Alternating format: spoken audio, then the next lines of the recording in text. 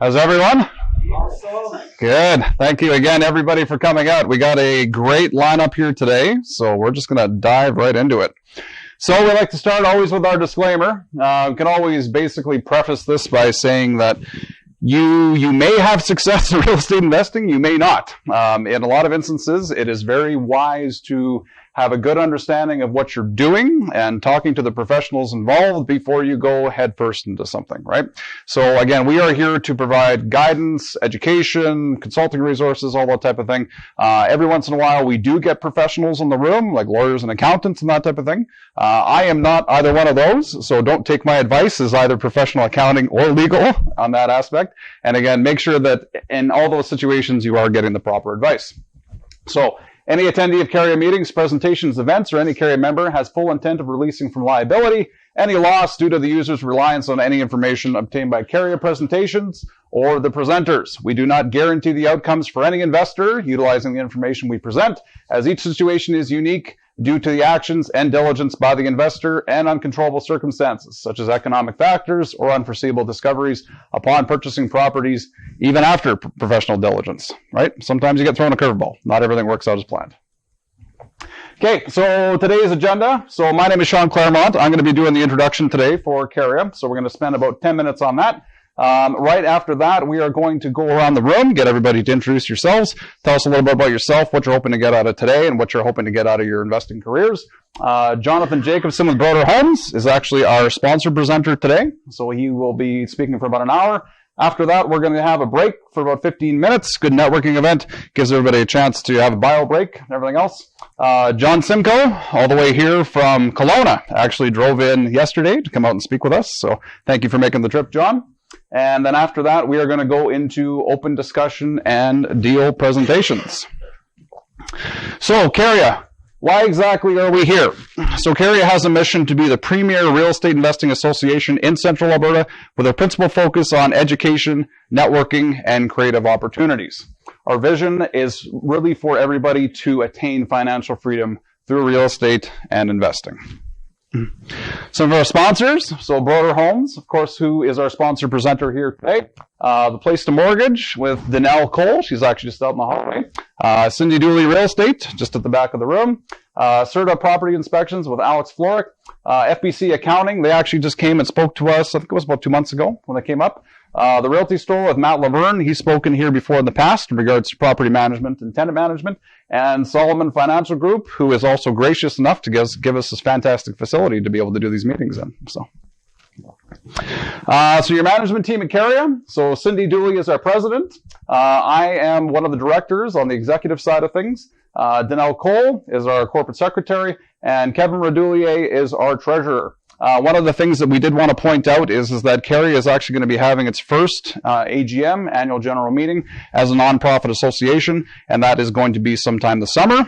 We don't have all the details figured out as of yet. Again, if you are a full-fledged Careia member, there will be things for you to vote on, including the management team, as well as some of the big initiatives that we hope to undertake for the next year. So if you're interested in getting involved in that, we'll have more information at the next meeting. So, a little bit about getting the most out of your membership. So, our meetup page for Careia right now has about 339 members on it. So, for the most part, that is how most people hear about us, particularly if they're not connected to already one of our existing circles, right?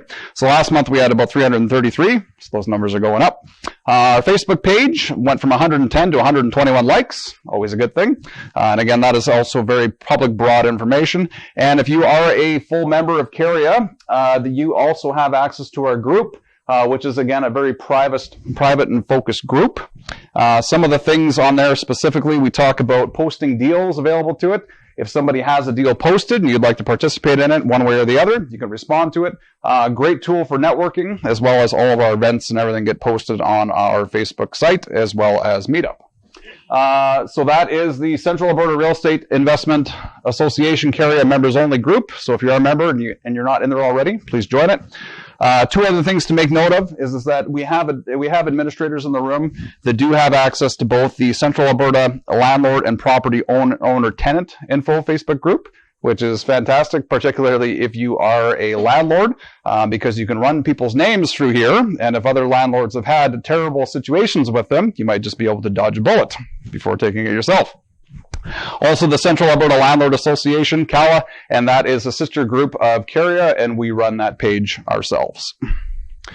So if you've been on the fence, or maybe this is your first meeting, one of the things that you're going to hear about, particularly from myself and a bunch of the other people in the room, is why you should join Careia, why you should basically spend your hard-earned money on a membership. So you are going to get, really, we believe, a great return on the investment of things. You can really capitalize on infinite returns on knowledge and utilizing what you learn in this room and speaking with other peoples. So some of the things, like I mentioned, that we are here to do is provide education and guidance, leverage on some of the opportunities, local networking group, and also provide opportunities in a very open forum, right? If some of us have deals or whatever the case it is that we want to present, we'd like to put that out there, because in a lot of instances, we may only have part of what we're trying to do in the end of it, and perhaps you can bring the other pieces to the puzzle. So Warren Buffett probably put it himself. He said the best investment that you can make is an investment in yourself. The more you learn, the more you'll earn. Right from the man himself. So if you've been thinking about it, please come and speak with one of us. Sign up for a membership, and we can answer any questions that you may have. Okay, so we're going to dig right into introductions. So what we'd like to do is go around the room, basically state who you are, what is your goal with real estate and or investing. So are you looking just basically coming here to learn? Do you want to be part of something? Are you looking to create wealth, financial freedom, lasting legacy for your family? And then also, what's your biggest hurdle to doing your next deal? Is it capital? You can't qualify for a mortgage. You haven't really found that great deal quite yet. You don't feel like you're equipped with enough education to do it, or you are basically just scared and you need some guidance and some help on that end of things. So, Martin, do you want to start? Yeah, I'm Martin van Dam. I like that from Warren Buffett. The more you learn, the more you earn. I like the earn part. By the way, this is my wife Mara. This is our second meeting. We invested 2 years ago in a house in Calgary. We have two daughters who study there, and the first one, she was unsafe in the dorm unit and she did not like it. So, to comfort her, we said, no, we can buy you guys a house. So we did that. We rent out 3 rooms in the basement. First, we renovated that. The oldest daughter, she started studying last year in Edmonton. So we bought a condo for her and she's renting out 1 bedroom. It's a 2-bedroom condo. So they only need 1. So it's a boyfriend. So he pays.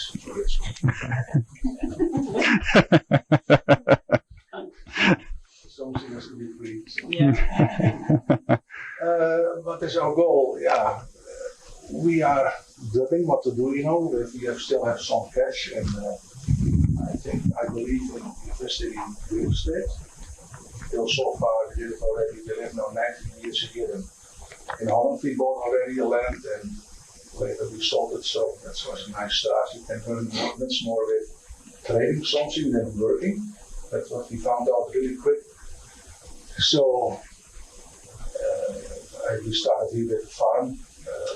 Close by Black Falls, it's all sold, so we are looking for something else, and I think, we want to add something to the Margo. Yeah, and let the money work for you, so that's our goal. Perfect. Yeah. Thank you much. Do you want to add anything, Margo, or you're good? No, I'm good. Perfect. Yeah, okay, good. Rose? I'm just going to turn around, guys, sorry. I'm Rose. I came here with John. Drove all the way from Cologne here. Will not recommend it. I do the marketing side more than actually into real estate, so I don't do really deal stating, but I make websites for real estate investors, typically it's rent-to-owns or flippers or whatever, so if you guys want to have websites, come speak with me. Otherwise, what I would like to learn is a little bit more about real estate, because this is what my boyfriend does for a living, so to learn more is always better, right? Yeah. Perfect. I'm Les McGregor and my wife Jane, and we do have a house here in Red Deer. We rent out Kingston, only upstairs. We do have a house in Sherbrooke. we did a suite in the basement that we shouldn't, I think we had some sewer problems. So once we get that figured out, it's either going to be rented out or it's going to be turned into an Airbnb. And we live upstairs, of course. That's what we have got going right now. Anyway. What happened with the sewer, if you don't mind my asking? Sewer, well, about a year ago, the shower in the basement, now it's designed for a wheelchair type bathroom. In the middle of the room is the shower. And the water, while I was showering, it wasn't going away. So from there, of course, the weekend, it was February, and I phoned the builder. The builder said, phone the plumber, and the plumber said, well, you need a scope to look through the soap. And he said he didn't have one, so he said he could phone up drain doctor, I think it was. Yeah. And so he came and took the toilet off and scoped it all the way through, and there's no problem. There's nothing in there. So $400. And then we figured, okay, well, maybe this problem gone away by itself. So we put in a washer and dryer in the middle of the summer and figured, okay, let's use this washer and dryer because it's bigger and I like one to wash quilts. We have upstairs, we just had an apartment size one thing. So anyway, on the third load, the valve or the floor drain underneath the washer and dryer, everything come up. So we had a mess about 8 feet in diameter to clean up. And so there's still a problem. So I figured, okay. I went and rented a scope myself. And I have a video of it right on this phone. And it's clear all the way through, all the way up the street. Okay, let's talk a little bit more after. Okay. What nobody knows, I paid for my university by being roto-rooter technician. I'm very not only equipped and knowledgeable about houses, but I also understand their sewer system infinitely. Okay. I have 2 ideas. Good. Okay. I want to see the video.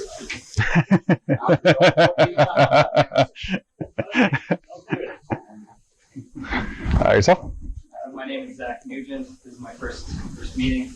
My wife right here in Silver Lake. My goal, I guess, is just to expand our network here. I saw that the presentation would be rent to own today. I'm just here to learn a new strategy and meet some new people. And for our next deal, we don't have any immediate plans to buy. If anything, probably sell. We've got a young family, so they take up a lot of our time. So we don't want to buy anything else right now. Perfect. Chris? Hi everyone, my name is Chris. I was invited by Danelle to help out with media and audio. I have no current interest in a lawsuit. What I do is I help businesses and entrepreneurs to maximize their revenue and increase client satisfaction through technology management. So I look at everything from websites to graphic design to anything to do with technology. Perfect. Thank you much. Gordon? Sure. My name is Oleg. So me and my fiance, we own 2 single families. We split the basement and first floor, and it's pretty much our first 2 rental suites. Have a little bit of a positive cash flow. The goal for us is to build the assets, or liquid asset, close to 800,000 or 1 million, and purchase one of franchisee either Tim Hortons or McDonald's. For that, you need to, of course, know how to run the business, and I'm part of it, so I work for McDonald's. But for me to get one, I need the liquid assets, and I think real estate is one of the easiest and fastest way to get liquid assets to be able to qualify. So pretty much, I'm working through McDonald's to be able to earn my name within their circles to get in, and then of course building the business from the real estate and rental properties to be able to get liquid assets. So my goal is from today probably to learn something new strategies what I don't know, and some networking, of course, with people who would like to maybe do this together, whatever. But pretty new to right here, but super excited. It's my first time here. Wasn't it McDonald's where they had, I think it was their last CEO, basically started at the, started on the fryer kind of thing and worked his way right up to being the president or something? You mean Ray Kroc or the? I think it was might have been after him for president, but. Ray Kroc, he was selling the mixers, like the milkshakes. Yeah. You've seen that there was one restaurant which was working really well. They bought 5 mixers, and he said, "I want to multiply the business." But then, what they did actually is McDonald's is not actually the business of the burgers. They make money on real estate because every restaurant pay rent to the owners. So pretty much McDonald's is the real estate business. Yeah, the founder. Very good movie. Yeah, for sure. Yeah. No, just come up here. I don't want to put my back to anyone. Mike Patterson, part-time real estate investor, just getting into it. Just finishing up first fix and flip. We've got the flip part so far. I guess that's my hurdle is trying to offload this thing. We've had it listed since December. Sort of looked at rent to own and potentially just renting it out. So might have that solved by the end of the weekend, and then we'll be on to greater and better things. But I'm just here to meet people and discuss, and more importantly, and learn. Perfect. Nathan? I'll turn my back to it. I know this reading. Nathan Wilkins, I'm here with Lab Realty. Basically, my biggest goal right now is focused more on just the real production. I do kind of have a desire to get into the investment side, but I find that the market right now is pretty, the landscape's tricky, I guess, is maybe the best way to describe it. So my focus moving forward this year is just focusing on marketing and just doing the best I can on the production end. Long term, would like to get into the fix and flip side of things. My wife's interested in that as well, so that's an endeavor that we'll take on together. I guess the biggest hurdle, I guess, for me right now is the market, just the shape that it's. And what I have found, though, is that there's usually always a market for somebody, right? So if it's a buyer's market, then it's good to be at events like these, talking with different buyers, different investors. Rent to own for me is an interesting topic. Legally, it's a bit of a slippery slope, being that I am a licensed realtor, but I find if I at least have the knowledge and I meet people that are in that field, I can maybe just set up the appointment and not necessarily be involved in carrying the deal through, but just make the introduction and stuff like that. Perfect. Thank you. My name is Barbara. The goal is to create wealth at retirement age. My husband and I are both self-employed, so we don't have pensions coming. We need to provide for ourselves. We're looking to do everything in the next 20 to 25 years. We really need to get on it. We've got a group of people together that are interested in multifamily. We want to buy by the end of June, so I'm here doing the education piece, learning for all of us, networking. That's what I'm here for. Our biggest hurdle, I guess, would be that none of us have ever done this before. We haven't had anyone to turn to for advice. So groups like this are super important because it's connecting us to all sorts of people that have already done it. And it's great because everyone wants to share. And Perfect. Thank you. Gail and Terry? Terry and my wife Gail.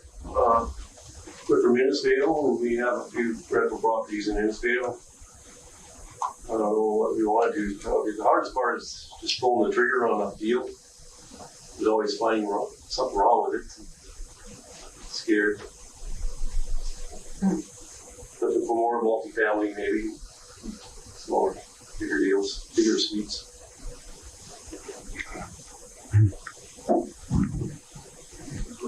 Yeah, go ahead. I'm Keith. I'm from Red Deer. Presently have nothing. Starting out with nothing. Hopefully not staying there too long. But excited about this. Finding this. I've been in this about 3 months now with this group. It's exciting knowledge. It's important stuff that's there. The other stuff you learn, other than that, it's like, oh man, just keep learning and looking and searching, right? And Some of the problems with that is everybody has the best mousetrap, who's is who's, right? But there's a wealth of information out there.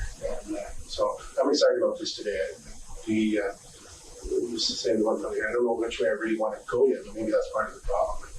I think the rent to own would be something I'd like to look at. And I'll just say quickly how I got into this. My grandson, who's 16 years old, got us started by going to an evening seminar. And working on Saturdays, he'd be here. At school, he's talked to two of his teachers that both have properties that want to do something with him. Like, he's not shy, right? And so I'm excited about that he steps up and says something. So I need to learn, be able to progress, support him so we can drag this thing forward together and make something happen. So it's exciting. Thanks. Yeah. My name's Brian Zeman. I do buy, fix, and hopefully sell property. It's called Stratford Martin. And if you go on my website, stratfordmartin.com, you can check out, I have a lot of cool before and after videos so you can kind of see the transformation of how they all go. And I'm excited. I started a new career last night. I'm now a babysitter as well. I had my first about 20 minutes there. And then got lost. Yeah. Poker once in a while too. Yeah, So. do a little of that. Yeah. Go ahead, sir. Hi, I'm Brandon. I'm an accountant at Careia. I'm here today just to get a little bit more educated. I haven't got into real estate yet, so kind of just learning about what we're doing. I haven't done anything to do with rent to own, so it's a good education experience for me. So right now I'm looking to get into it, probably a single unit condo. Right now I'm just looking at, I guess that's the biggest hurdle is just getting into it and moving forward. So. Fantastic. Good. Jonathan. Yeah, my name is Jonathan Jacobson. I'm your presenter today. I own Border Homes here in Central Alberta, and I'm very interested in chatting with you guys and getting to know all of you and sharing with you what I know about real estate and real estate investing and seeing what comes from that. John? My name is John Simcoe, and I'll also be presenting a little bit later on as one of the last speakers. And I do a whole variety of deals, lots of rent-to-owns, lots of RSP deals. Those are my two main ones. And those are what I'm comfortable teaching because I've done them about over 200 times with over 35 million of private capital raised. And sometimes I do venture off and do the odd flip and stuff, but I'm not the guy to teach you about that. But the rent-to-owns and RSPs, listen up because you're in for a treat. Awesome. Thank you. Jennifer? I'm Sean Claremont Better and recently I took over a little marketing for Careia, so I do a little bit of emails, I kind of try to look everything up on the platform, so if you see little tweaks and updates there, that's definitely and you know what I do on the side, so I'm kind of like just a little extra marketing support, so yeah. Jen has revitalized the monthly announcements that we've been getting. So if you guys aren't on our email list, please check that out. And I think she's doing a good job. So let's give her a good hand. Danelle Cole, and I've been passionate about real estate since I was 16 probably, and did some training classes with my parents, bought my first investment property when I was 18 years old, and I dabbled in a number of different projects ever since. So lots of flips, self-builds, rent-to-owns, anything. I've probably tried it just to kind of learn and help my clients, because my passion led me into a career in mortgages. So I'm a mortgage broker with a place to mortgage, and I also do financial planning here at Solomon Financial. I love how the two can really tie in hand when I'm working with clients. And also, as he's mentioned, I'm on the board here of Careia. I believe strongly in the connections and information that we learn here. It's super valuable. Thank you. Good. Cindy? I'm Cindy Dooley, a realtor with Realty Executives in Red Deer here. What else did I say? Sorry, I have it all planned out. I'm a real estate investment network member, so the READY member, and also an accredited real estate investment advisor with the Legacy Council of Canada. Have experience with different strategies, all sorts of creative strategies, creative financing solutions, and all about supporting and enjoying other people that I can help reach out and help out with. Currently, my biggest hurdle for my next deals, I'd like to think that I want to focus on multifamily. So currently looking at joint venture partners and capital to kind of just do multifamily ventures with, because I find those as lucrative opportunities in this market. Good, perfect. And I think we had 2 people walk that after. Yeah, you betcha. My name is Blaine Thompson. That's in multi-units. I'm from Okotoks, just South Calgary, and I've known John for a number of years. And I've talked to him. He started speaking, so I said, I'll come along and see what you guys do. Perfect. Awesome. Thanks for coming. Oh, I'm Holly Reeves, and I was out snowshoeing, and even had snowshoes on, I was up here, so I was a little late. I was like, I got to get out. All that exercise is right there in my house. I just watched The Founder, good show. It was a very good show. I am got my eye on multifamily unit in Macomb, and we've been trying to do multi-unit for a while now, trying to get the right one, but I know the educator to inform you if you're looking for that education thing. And my biggest hurdle right now is that I actually have the time off work for next week in March, and I have the flight, and I've got everything ready to roll, and I need a babysitter for my kid. And I'm certain.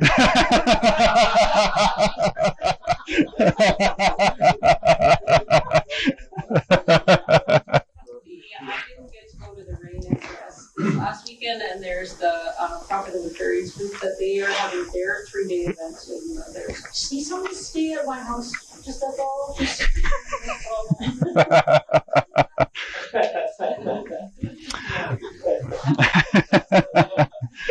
Perfect. So I'm Sean Claremont. My primary goals with real estate and or investing. So Jonathan Jacobson and I have a partnership in Broder Homes. We've got a bunch of other things on the go as well. My primary focus these days is mostly basically on the sales, marketing, and raising capital side of things. So in the last 8 months, we've actually managed to raise about $1.5 million in capital. About 80% of that has been kind of more on the RSP route, and the rest on cash. We've been injecting that primarily into rent-to-own style deals. So I don't really imagine I'm going to be doing too much other than maybe the odd like lending deal, RSP mortgages and stuff like that. Really a lot of the stuff that we have on the go takes up the majority of my time, plus being a director of Careia. So. Okay, so we're going to jump right into it. So Jonathan Jacobson, as we mentioned, so president of Broder Homes, and he is going to be presenting to us today as our sponsor. So. All right, can everybody? Well, that is a bright light. I have to stay over here. Can you hear me in the back there fine? I didn't realize I didn't have a microphone, but that's probably fine. I don't really work good with those anyway. A little bit of a disclaimer before I start.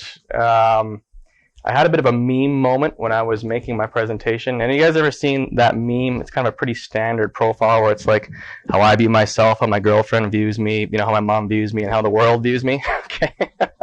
So I had never put together a PowerPoint presentation since probably high school computer class. Okay. So I had this like, I view myself as a PowerPoint presentation put together as, imagine it as just like a, your daughter's coloring book. I imagine how my mom views me. It looks like a Rembrandt, but I think how you're all going to see it is more like just a bunch of stick men running around together. So, so what it lacks in layout, I hope you'll get some good value in information. So I guess as I mentioned when we stood up and chatted, my name is Jonathan Jacobson. I own Broder Homes, and I've been active in real estate investing for 5 years, give or take. So it was actually through real estate investment and my getting involved in this industry that I met John Simcoe about 4 or 5 years ago when I was doing my first apartment project. Actually, John had heard about this through the grapevine and called me up and wanted to know if I wanted any money. So unfortunately that didn't work out, but John and I kept in touch over the years and did a couple of deals together. And it was actually through John that I met Sean, because John got sick and tired of me chatting with him all the time about things I had going on. He said, just call Sean Claremont. He's in Red Deer. He's doing this kind of thing. He's going to be way easier for you. I don't have time for it anymore. So it was it was pretty much like that. So, so I was like, all right, sure, I'll give Sean a call. And like, for any of you who don't know Sean personally, you just kind of like put like even like the smallest hook out to him, and he's on you like a dirty shirt, like like let's meet right now kind of thing. Right? Okay, so it was interesting. After we met, about 5 minutes into my meeting with him, I became highly aware of the fact that I needed him to work for me, and the chat about capital quickly became a really sort of an incognito job interview.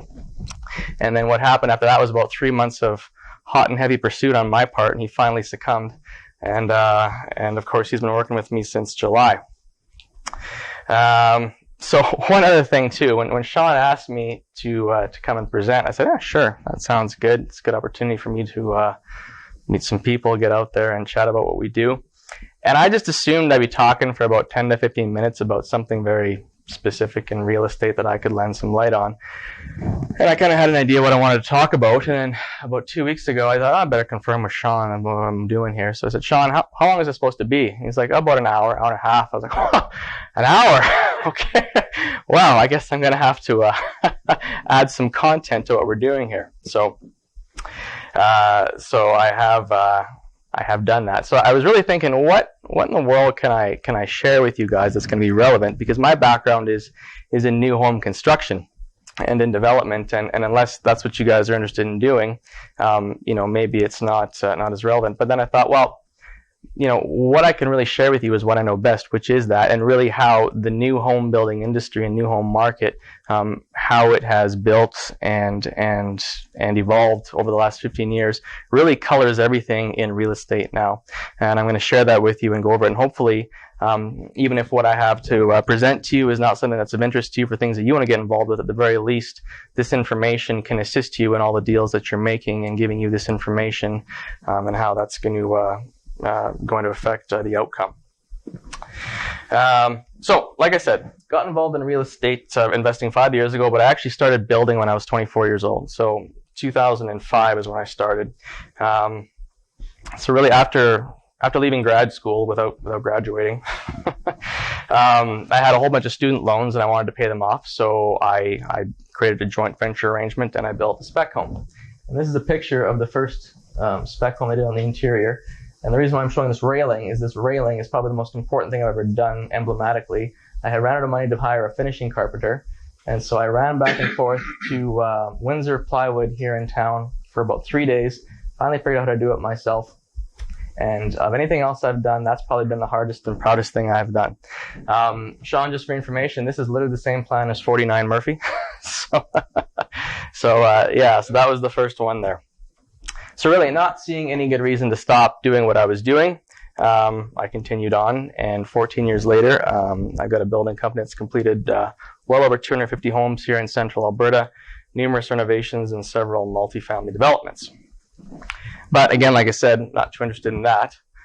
Let's chat about what I told you I can share with you. So, current state of the market sucks. Okay.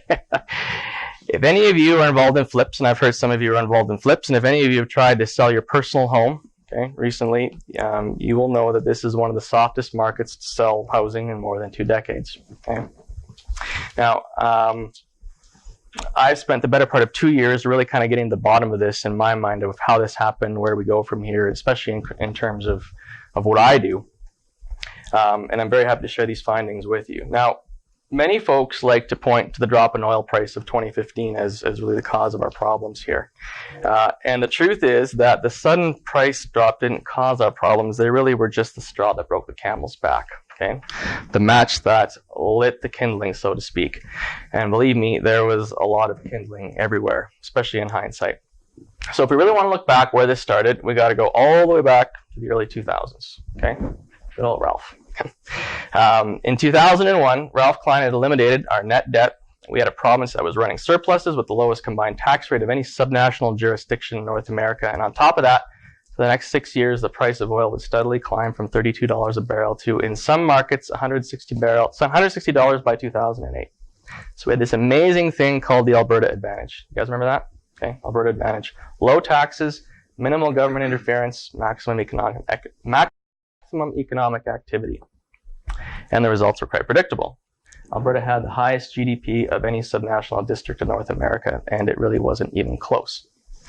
So capital and people were pouring into this province to take advantage of this great opportunity. So what did that do to the real estate market? Anybody live through that?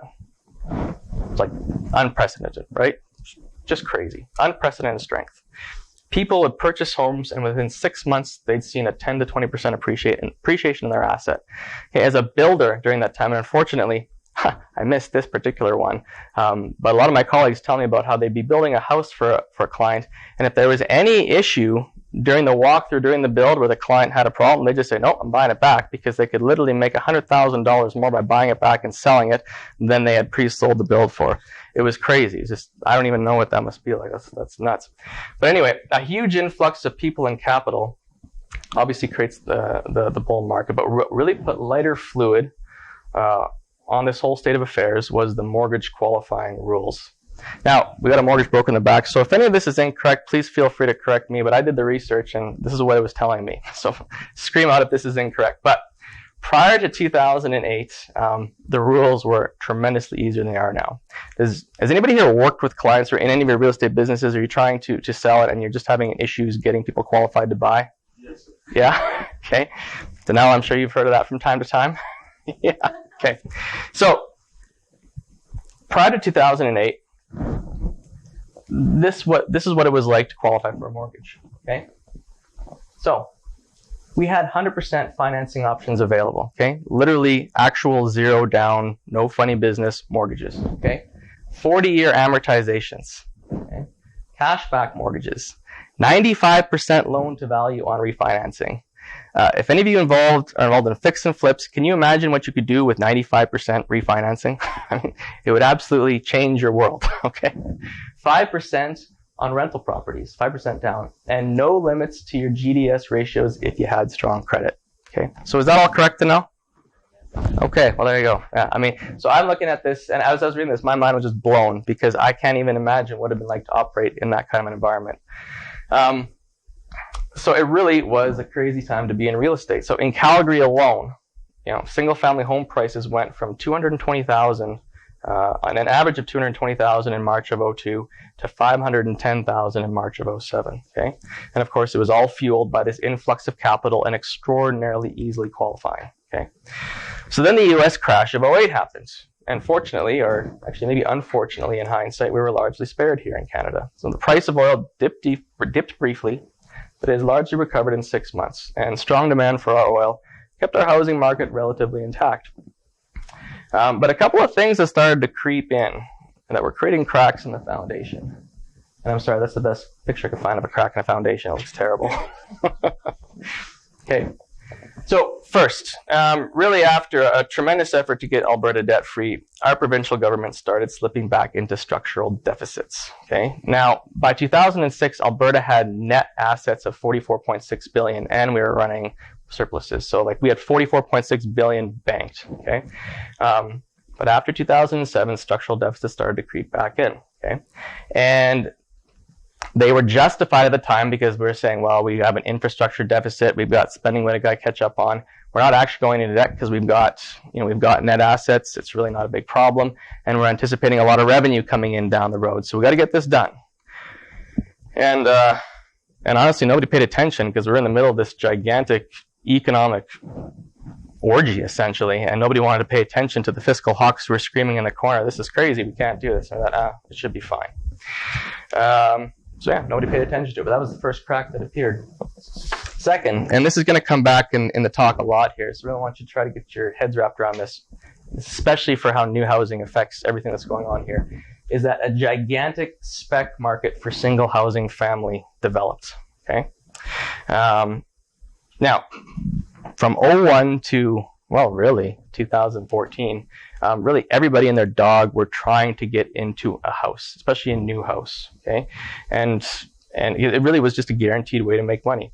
So much so that the mindset of folks began to change. People stopped thinking about a house as a place to live and shelter you from the environment and raise your family, and it's now a vehicle to make money. Okay.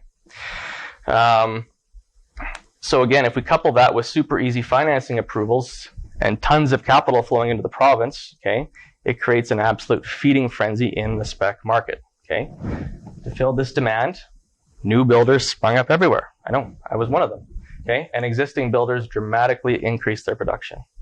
So, funny story for you. When I started in 2006, okay, I couldn't actually get, other than that spec house I did that I showed you, I couldn't actually get really rolling in 2008 because I couldn't buy lots. That was literally the problem. Okay, anywhere in central Alberta, okay, developers were either sold out, or to get on their list, you had to commit to a minimum of 10 lots to purchase to buy, and there was no such thing as put a deposit down and they'll carry you. You had to close on everything cash because there was that much demand.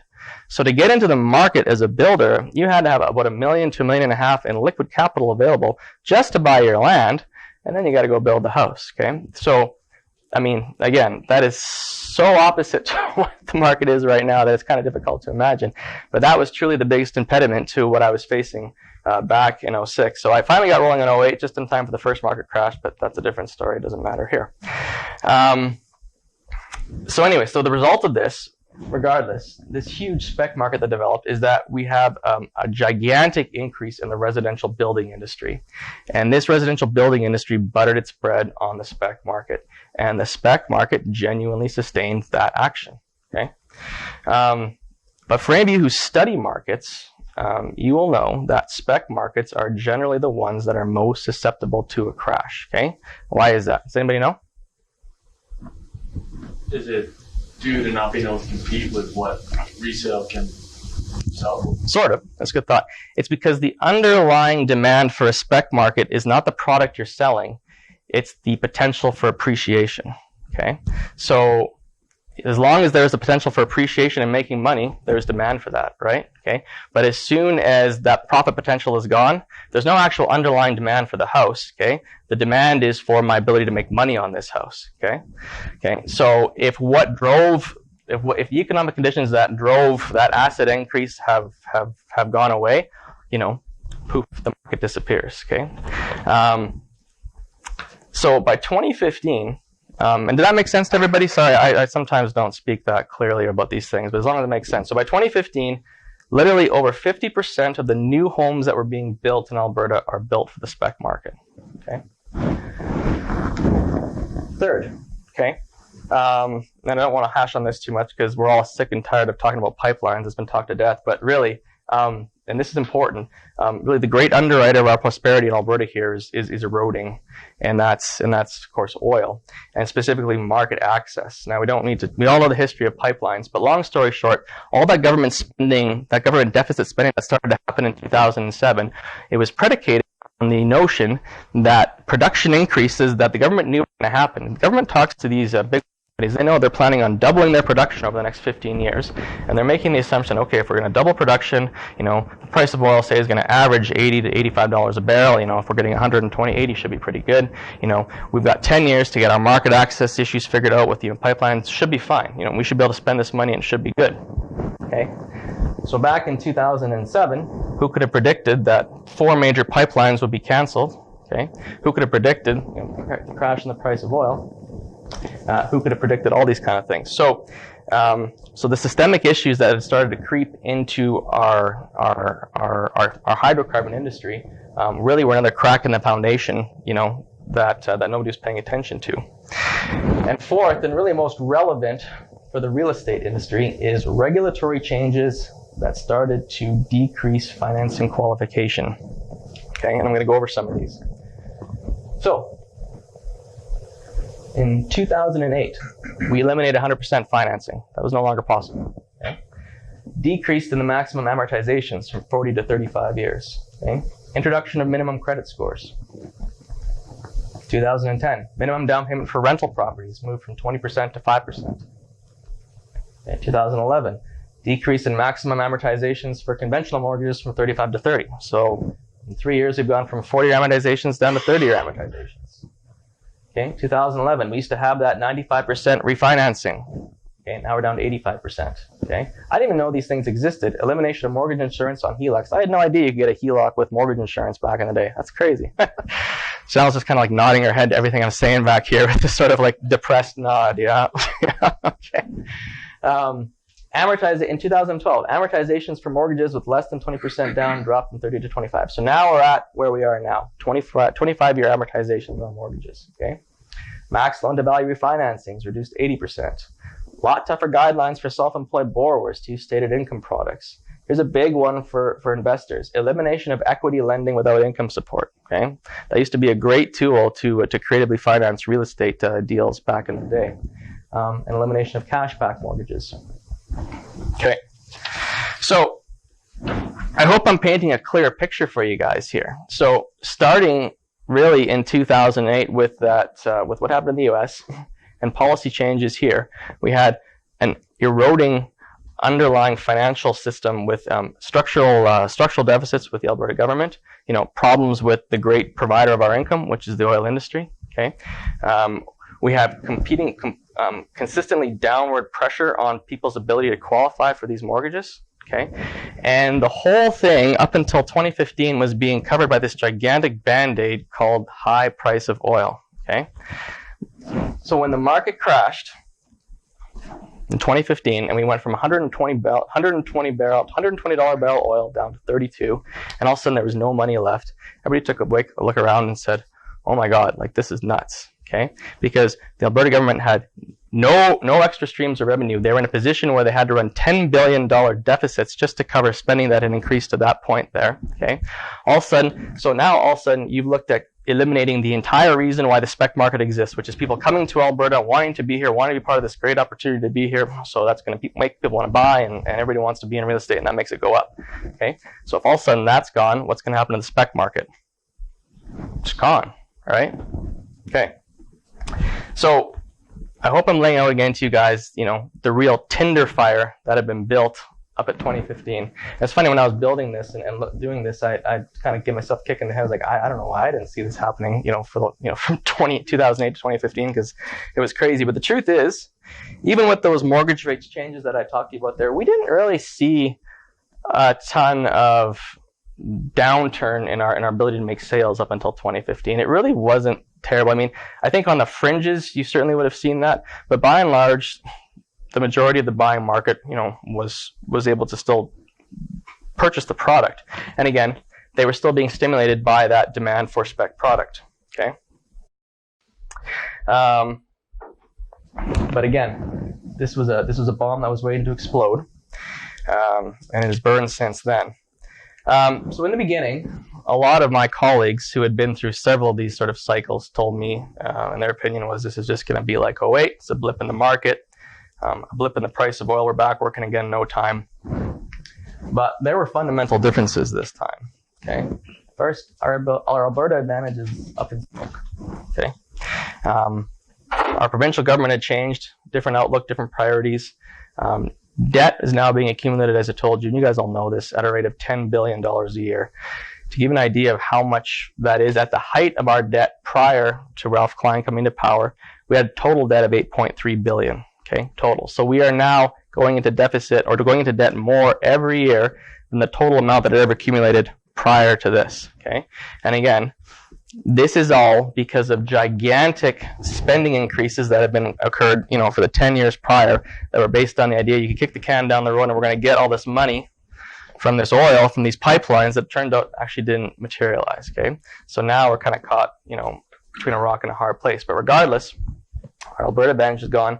New government eliminated the 10% flat tax rate for personal income and increased the corporate rate. And Alberta still had the they're all at once. Still had the lowest rate by far in the country, the net rate. So the message is clear: our taxes are going to go up. So next, there's policy decisions that have signaled capital to exit the province. As I told you before, one of the big reasons, again, why qualifying was simple and projects happened was because capital was flowing into the province. When capital flows in somewhere, it's got to go somewhere to work. Now, sure, a lot of it was going to work in our oil sector, but then that flows out to other places, okay? When capital goes out, okay, lending restricts, and we feel it all across the board, okay? So things like, a royalty review, increase in corporate taxes, okay? All those kind of things signal to foreign oil majors and foreign companies that Alberta is no longer the best jurisdiction to put that capital, okay? Keep in mind, Alberta oil is more expensive than most places in the world to extract, but it was always a great place for them to put their money because it's a safe place to put their money. It's a safe bet. It's a consistent regulatory regime. There's lots of supply there. It just keeps on chugging out, okay? But when all that changes, money leaves, and just look at the news. Very few of the foreign oil majors who are operating before 2014 are still here, okay? And the third, and this has really been the nail in the coffin, is the latest regulatory regime changes for mortgage qualifying rules, the dreaded stress test. Have you even heard of the stress test for mortgages? Yeah, okay. You guys all know about it. Well, I'll share it with you. A couple of points anyway. So now there's a couple of reasons why this was precipitated. If you actually read the OSFI, that's the Office of the Superintendent of Financial Institution, their reasoning, they state that the reason that they put this into place was to basically increase the quality of the mortgages that were coming through and increase some underwriting standards for doing this. It was also done at a time when there was skyrocketing prices happening in Vancouver and Toronto due to foreign capital flooding in. So certainly the sense in the industry is that it was a tool that was used to put into place to deal with the Vancouver and Toronto markets, and it's had a sledgehammer effect here. However, there's many reasons for it. But regardless, so in February of 2016, things started happening. So minimum down payment for mortgages over $500,000 changed to 10%. Again, everything up to your $500,000 is still 5%, but anything over is 10%. Not that big of a deal. 2016, foreign buyers tax is brought in. Again, not that big of a deal. In October, though, this is where things really start to change.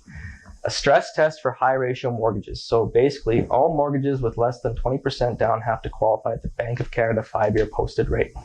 And as that rate increases, the qualifying rate increases. Okay, so in the beginning, it was about 4.6% that they had to qualify for.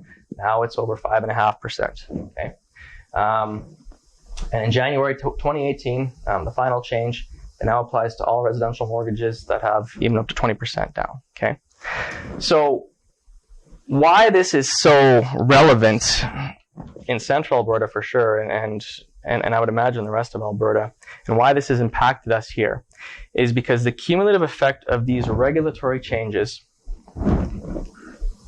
Oh, somebody changed my picture. Was that you, Sean? Okay, that's fine. It works good. It was fine. It's probably more effective than the one I had. Okay, the cumulative effect of these regulatory changes has made it such that the median income family can no longer afford to purchase a single family 2-bedroom, 2-bathroom home, 3-bedroom, 2-bathroom home with an attached garage in the new market. Okay, so prior to these rule changes, now the median income in central Alberta, just so you know, depending on the community you're in, is anywhere between $85,000 and $100,000 per family. So if you just say $95,000 for ease of calculation, if a family has a gross income of $95,000 and they've got a vehicle payment and a little bit of credit card debt and 5% down, prior to these rule changes, they could afford to buy a single family home for about $400,000. Okay, and by 2015, $400,000 is really where the price inflation had got to for a new family home to be built and sold at a level that was sustainably profitable for a builder. Okay, so we had all the dips from 2015. There was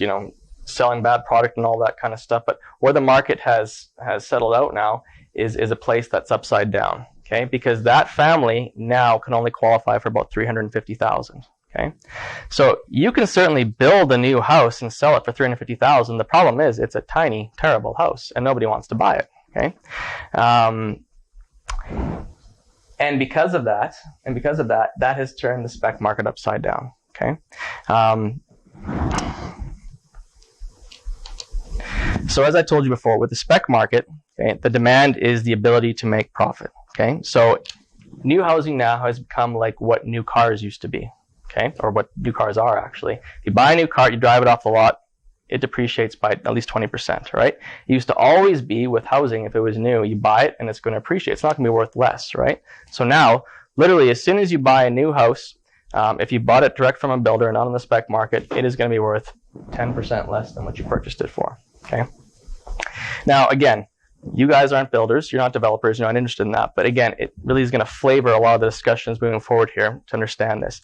There is a gigantic reorganization happening in building and new construction right now, where builders are shutting down, going out of business, contracting operations regardless, because as I told you, that entire market was buttered by that spec market. And because that's no longer viable, builders have to figure out what they're going to do with that product. You know, a lot of them have inventories in excess of 100 houses that they're trying to figure out what to do with.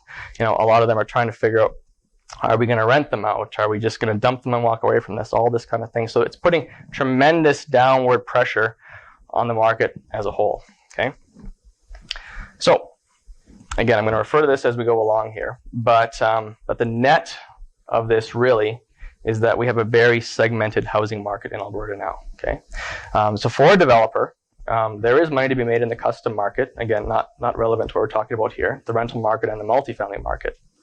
So for the investor, there is money to be made in the rental market and the multifamily market. Flip market, well, I would defer more to the people who have worked in flips here. But I would be very cautious about entering the flip market, especially if you are going to be pricing your product between that 350 and 400 mark. And the reason for that is, as I've told you, with that spec market, everything being dumped on there, you're going to have to compete with brand new product that builders are looking to dump. So be very careful of that. If your flip business plan calls for you to sell it for under 300,000, you're probably still going to be okay. A really good strategy for flip, I think, actually now, especially if it's in that 300 to 300 range, if you can buy and hold it and wait for the market to balance out a bit better, that might be a better solution. If you're a home buyer, not an investor, but if you're a home buyer, the spec market right now is undoubtedly the best opportunity to purchase a house that you've seen in probably 25 years. Okay, it's just, and especially if you're interested in those quote-unquote $600,000 homes that used to sell for 3 years ago, that you can find for $400,000 now. It's unprecedented buying opportunity. However, the caveat to that is you need to be prepared to live in it for 10 to 15 years, okay? Because it's going to take that long, I believe, for a combination of wage inflation and deleveraging for that buying power to reach back to that 400,000 mark and those markets above that level to restabilize. So with that caveat in mind, like I said, if that's what you're interested in, that is a great buying opportunity as a home buyer, not as an investor.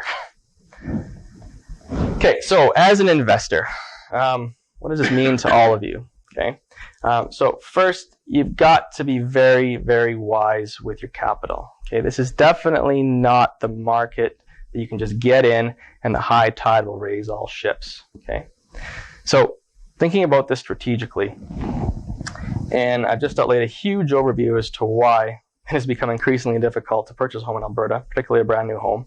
But if we take this a step further, if it's increasingly difficult to buy a home, but people still need to live in homes, which market would that strengthen? The rental market, right? Got to live somewhere, okay? So just think of it like this. Imagine home buying is sort of like a box, okay? And we've got all these people who want to buy houses, okay? But as I mentioned, that threshold for buying a new home is no longer feasible because of our conditions that we've set financially. So there's downward pressure, okay? So if you're going to push really hard, what's going to happen to those people in that box? They're going to squish out, right? And they squish out all over the place in the rental market. So apartments, rental houses, townhomes, you name it. The rental market is very, very, very strong right now, okay? So rentals are good, but the only caution I give you if you want to get into the rental market is, again, be cognizant of that huge dump in the new spec market, okay?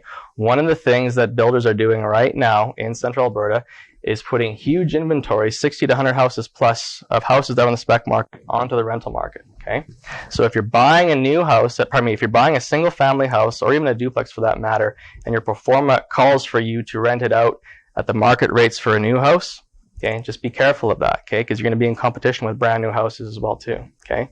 So you really should be planning to be collecting about 10% less than what the new houses are getting, and if your pro forma works great at that, that'll be fine. And you may very well get, what new housing rental rates are.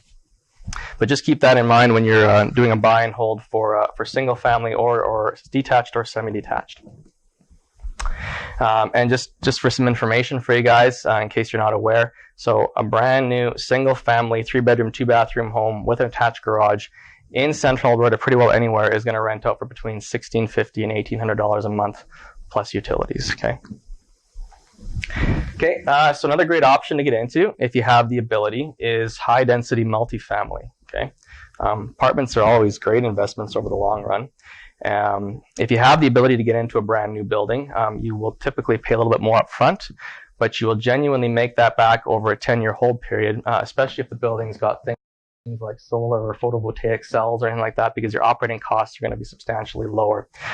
So if you're interested in holding it for especially more than a 10-year period, I would strongly encourage you to look at getting new, because your maintenance costs will also be substantially less. Okay, there's also really good opportunities for CMHC financing now for brand new buildings that, depending on your group and how you're buying, you may be able to qualify for. Okay, so this is actually a 40-unit apartment building that I own in Lacombe. This is the one that John actually called me about way back 5 years ago to get involved with. So Lacombe, it's a market of 14,000 people, not very big. How many vacancies do you guys think I have in here right now? 0. Yeah. I got 2-bedroom, 2-bathroom units in there. What do you think I rent them out for on average? $1,350. Close. 1,300. There's some 1-bedroom ones in there that bring it down, but you're right. The 2-bedroom, 2-baths do rent for $1,350. Okay. So this building in Lacombe, small market in Central Alberta, okay, in arguably the worst economy for real estate we've seen in 30 years, is grossing over $52,000 a month. Okay. So again, if you have the ability to get into high density multifamily, strongly encourage you to consider doing that. Okay. But what I do want to focus on today is bringing some education to you guys on the rent-to-own market. I've heard it brought up here several times. I guess it was advertised as well too. It is also an extraordinarily strong opportunity to get into right now. Okay, so in legal terms, it's called lease option. In regular terms, it's called rent-to-own. Okay. So again, we've already gone through why the new housing market is in upheaval.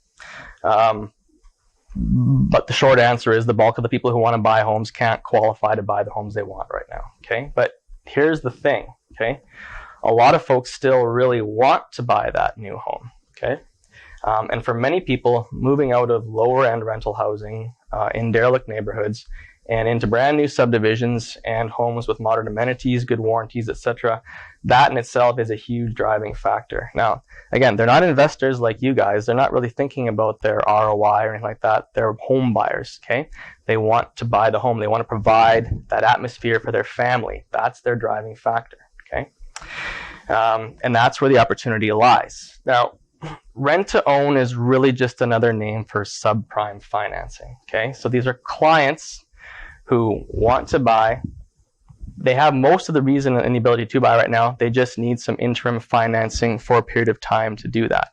So if you're thinking about investing in rent to own as an owner or in some kind of capacity, if you really want to get a handle on the industry, you got to think of yourself as really a subprime financier. Okay.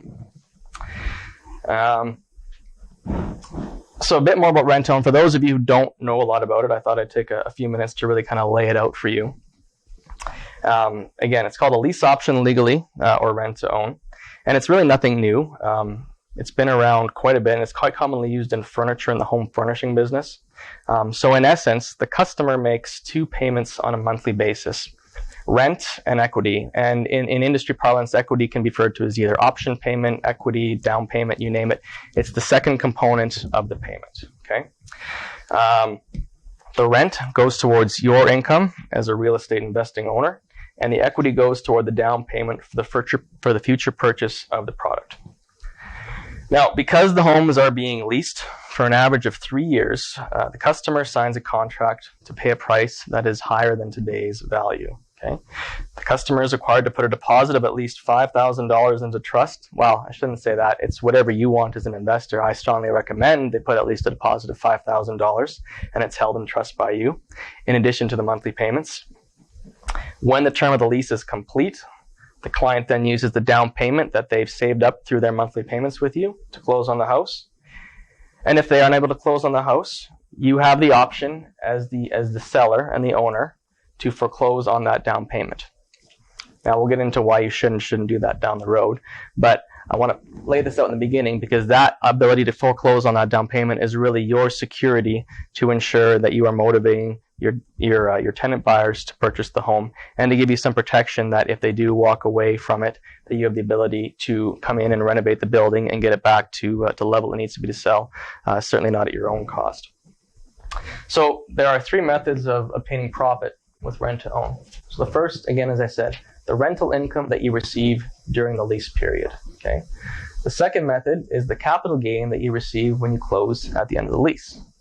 And the third, potential income, is the capital gain that you receive in the event of a deposit forfeiture. So, some benefits to rent to own. Okay, some substantial benefits to rent to own.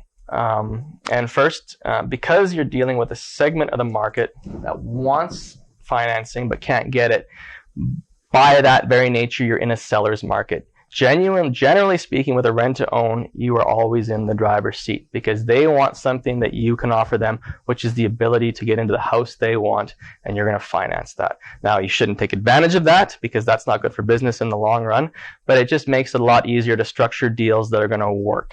Okay. Second, okay, really higher monthly cash flows. Okay. Again, as I told you, a standard brand new 3-bedroom, 2-bathroom home with a garage here in Central Alberta is going to rent out for between $1,650 and $1,800 a month. Okay, as a rent to own, typically that's going to be about $2,300 to $2,500 a month. Okay, and that is cash flow in your bank account. Okay, so that dramatically increases your ability to operate, with a much more lubricated financial fashion. Okay. Third, because your exit strategy is genuinely the tenant buyer, as long as you're setting everything up properly, you should have brand new inventory every 3 to 5 years. Okay, that will dramatically decrease your maintenance costs over time, as opposed to holding one building in perpetuity. Okay.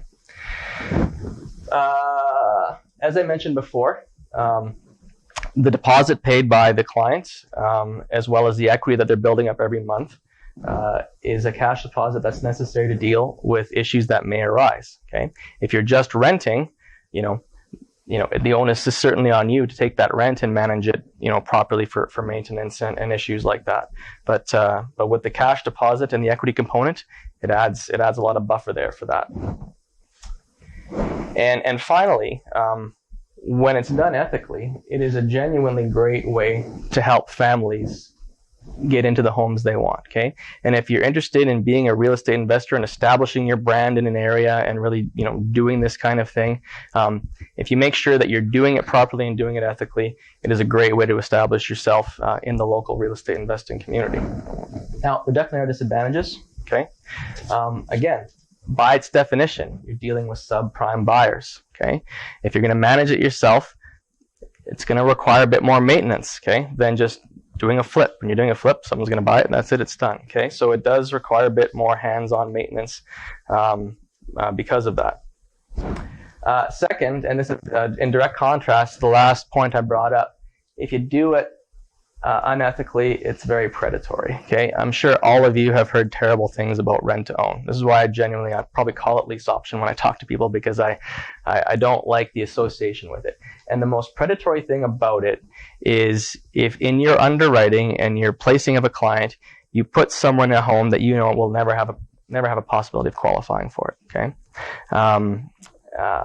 And so by doing that, what you've done is you put them in a position to make these gigantic payments, take their money, and when it's done, if you're going to be a ruthless, cold-hearted Scrooge, you're going to take that all from them, and they will be out. They will have lost this huge amount of money. It's probably a huge amount of money for them that they've saved up, and they're going to tell everybody that they got screwed by you.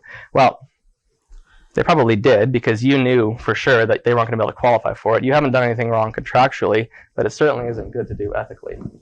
Okay.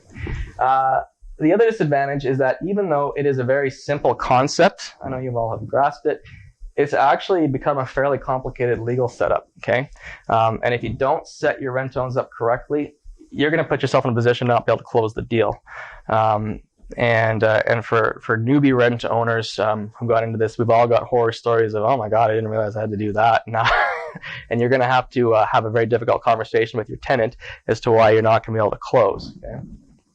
So those are some of the disadvantages. Now, here's a sample basic rent-to-own project, okay? So we have a purchase price.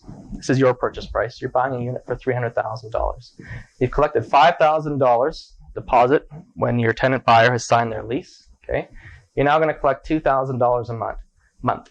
$1,650 of that goes to rent, and $350 of that goes to that equity buildup, okay? So if you do the calculations on that, if you add 36 months at $350 and add the $5,000 deposit, that's going to equal a 5% down payment to purchase our RTO sale price of $325,000, okay? And so that's a very simple way of just reverse engineering your down payment amount. Okay, so the revenue from your sale is going to be $25,000, and the capital gain from your sale is going to be $25,000 because you sold it for $325,000. The revenue you've collected from rent during this period, oh, that's a mistake of mine. I put $1,650 and it's supposed to be, yeah, whatever. Regardless, it's $1,500 a month for rent, okay? $54,000 you collected in rent during this period, okay? So your total revenue on the projects, your gross revenue, rent revenue, and sale revenue is $79,000, okay? Your cash flow, okay, on the project, and that's the deposit plus the monthly payment, is $77,000. If you're wondering why your revenue is less than your cash flow, okay, because the $5,000 deposit you got to take in the beginning, okay, that's accrued as a liability, okay. So in this model I've shown you here, on your $300,000 investment, okay, you're getting $79,000 or 26.3% return, okay.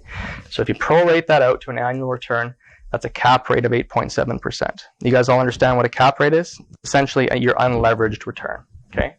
So for those of you who follow cap rates, you will be aware that that's a very attractive cap rate for brand new property. You can certainly get into higher cap rates if you're going to go into the used market. Okay. But for brand new property, that's very good. Now, you're all either investors or aspiring investors, which means you're probably not afraid of a little leverage, right? And here's where it gets very interesting.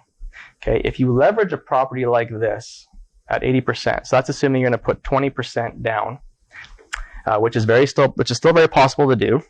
If it's a rental property in your own personal name, and depending on the bank you're working with, you can have still up to. Is National Bank still 10 properties to know? No. Okay. What is it? Are there 5 now? Okay, well, okay, you can still, as long as you have less than 5 properties and 20% down, you can still do that. That's another one for our list. Jeez. Okay. But when you put this with 20% down, and I'll show you the numbers on this later on here. Okay. Your annual ROI elevates to well over 25%. Okay. So it goes from 8.7 to 25%. Okay. So they become very attractive deals. Okay. So of course, everybody thinks it's too good to be true, and the answer is yes, that is too good to be true. Okay. And I'm going to have a very honest discussion with you about where this can all go sideways, and this is telling you from my experience of where these things have gone sideways. Okay. So absolutely, first and foremost, 90% of your problems, let's say 99% of your problems, can be fixed by doing proper tenant underwriting before you place them. Okay.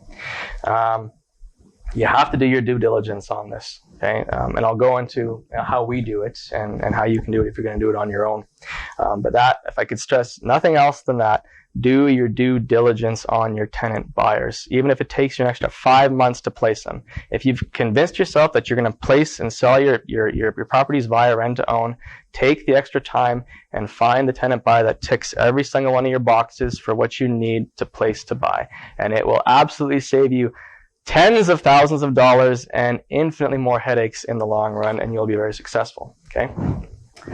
Second, maintenance. Okay, so if you're going to do rent to own in the used market, okay, you got to have a lot budgeted for maintenance of the house. Okay, this is largely mitigated when you're buying new because new home warranty covers almost everything. But again, maintenance and repair issues in the house can be a big detractor if you're going to do rent to own in the used market. Okay, and finally, closing issues. So I put here improper preparation can ruin your closing. And I'd mentioned this earlier too about the disadvantages being some complicated legal setup. Now, if you're going to work with professionals, And I'd even encourage you, honestly, talking to your lawyer probably isn't going to cut it, because most lawyers aren't that familiar with this. Even if they say they've done them, they're really not that on top of the ever-changing regulations required contractually to make sure that your contract is CMHC compliant. And that's really the big thing. You need to be compliant with your contract with CMHC, Genworth, Canada Guarantee, and really whatever financial institution you're going to be closing this out with, okay? Because a lawyer will look at a standard rent-to-own contract and say, this is fine, no problem. But then as soon as you submit it for your buyer to purchase, and you get a thing back from CMHC saying, this is a non-compliant contract, now you got to figure out what you're going to do, okay? So again, making sure that you have chatted, and honestly, your broker or a banker who knows how to do these and has actually given you proof that they have successfully closed these deals is really your best resource for making sure it's set up properly, okay? And I can't stress that enough, okay? So again, so these issues may sound trivial, especially in light of getting 25% return on your down payment, okay? But believe me, if you don't pay attention to these 3 items here, you won't have a good time of it. It's very likely you're not going to succeed, okay? So in our operation, Sean's and mine, we both have done these a lot personally. We both have had experiences like this. So we actually created a property management company to deal with all these. So we call it Help Home Ownership, and it's set up a process that really works great. So first of all of our paperwork, all of our contracts, all of our processes, they've been vetted by both our legal team, and we have several lawyers that have actually reviewed this from several different firms, just to get all of the opinions on this. So all of our paperwork has had that incorporated into it. Several different financial institutions that we've worked with. I think even Danelle's seen our contracts. And they've all looked at all our paperwork, so we know for sure that our paperwork isn't an issue. Okay, so next, through our marketing efforts, so we find prospective buyers for the homes we have available. Okay, so we show the product, confirm that they want to, that they're interested in buying, and then if the client is interested in proceeding further, we ask them to fill out a financing application. Okay, the application is then sent to whichever financial institution that the client decides to work with or who we recommend them to, and they set up an appointment with the clients. Okay, so again, we are not experts in financing. We have a pretty good handle on it, but really we rely on the personal financing experts, the banks, the brokers, to tell us what's going on with the clients. Okay, so then those financing experts review everything with the client and get back to us, and they give us a ranking. Now, they can't give us a true pre-approval because these people can't get pre-approved right now, right? But they can give us basically a really good feedback. And so we have a ranking system of 1, 2, or 3. So 1 means no problem, these guys are golden, shouldn't be an issue. And when you get a 1, it usually almost always means that credit and debt servicing aren't an issue, they just need to save up their down payment. Okay, and that's always the easiest one. Okay, number 2 means should be fine, but they're going to have to stick to the program. And that usually means that credit and debt servicing is involved in some capacity. Okay. 3 means don't touch them. It's not going to happen. Okay. So we always take 1s, obviously, and we will take 2s. Honestly, most of the ones that you're going to get that are sort of the ones you're going to look at are going to be 2s, and you really have to get to know the people and understand why it is they're in that situation. Obviously, at this point, they've talked to the financing person. They've decided to share with you why it is they're in that situation, and it really needs to make sense to you why it is they're in that scenario. If you can see yourself in that position, or at least you can understand being in that position, and you're comfortable, like I said, financing them for that 3 years to do it, then it makes sense. If you think the reason they're in that position is something that's systemic and it's just going to keep going on forever and ever and ever, again, as tempting as, especially if they're going to, and often you'll get all kinds of people who will tell you, like, I'll put 50 grand down to do this, or, I'm going to pay you 5 grand a month, just let me in this house kind of thing. You have to resist the temptation to say yes to those people, because it is a nightmare. Okay. It's an absolute nightmare. Okay.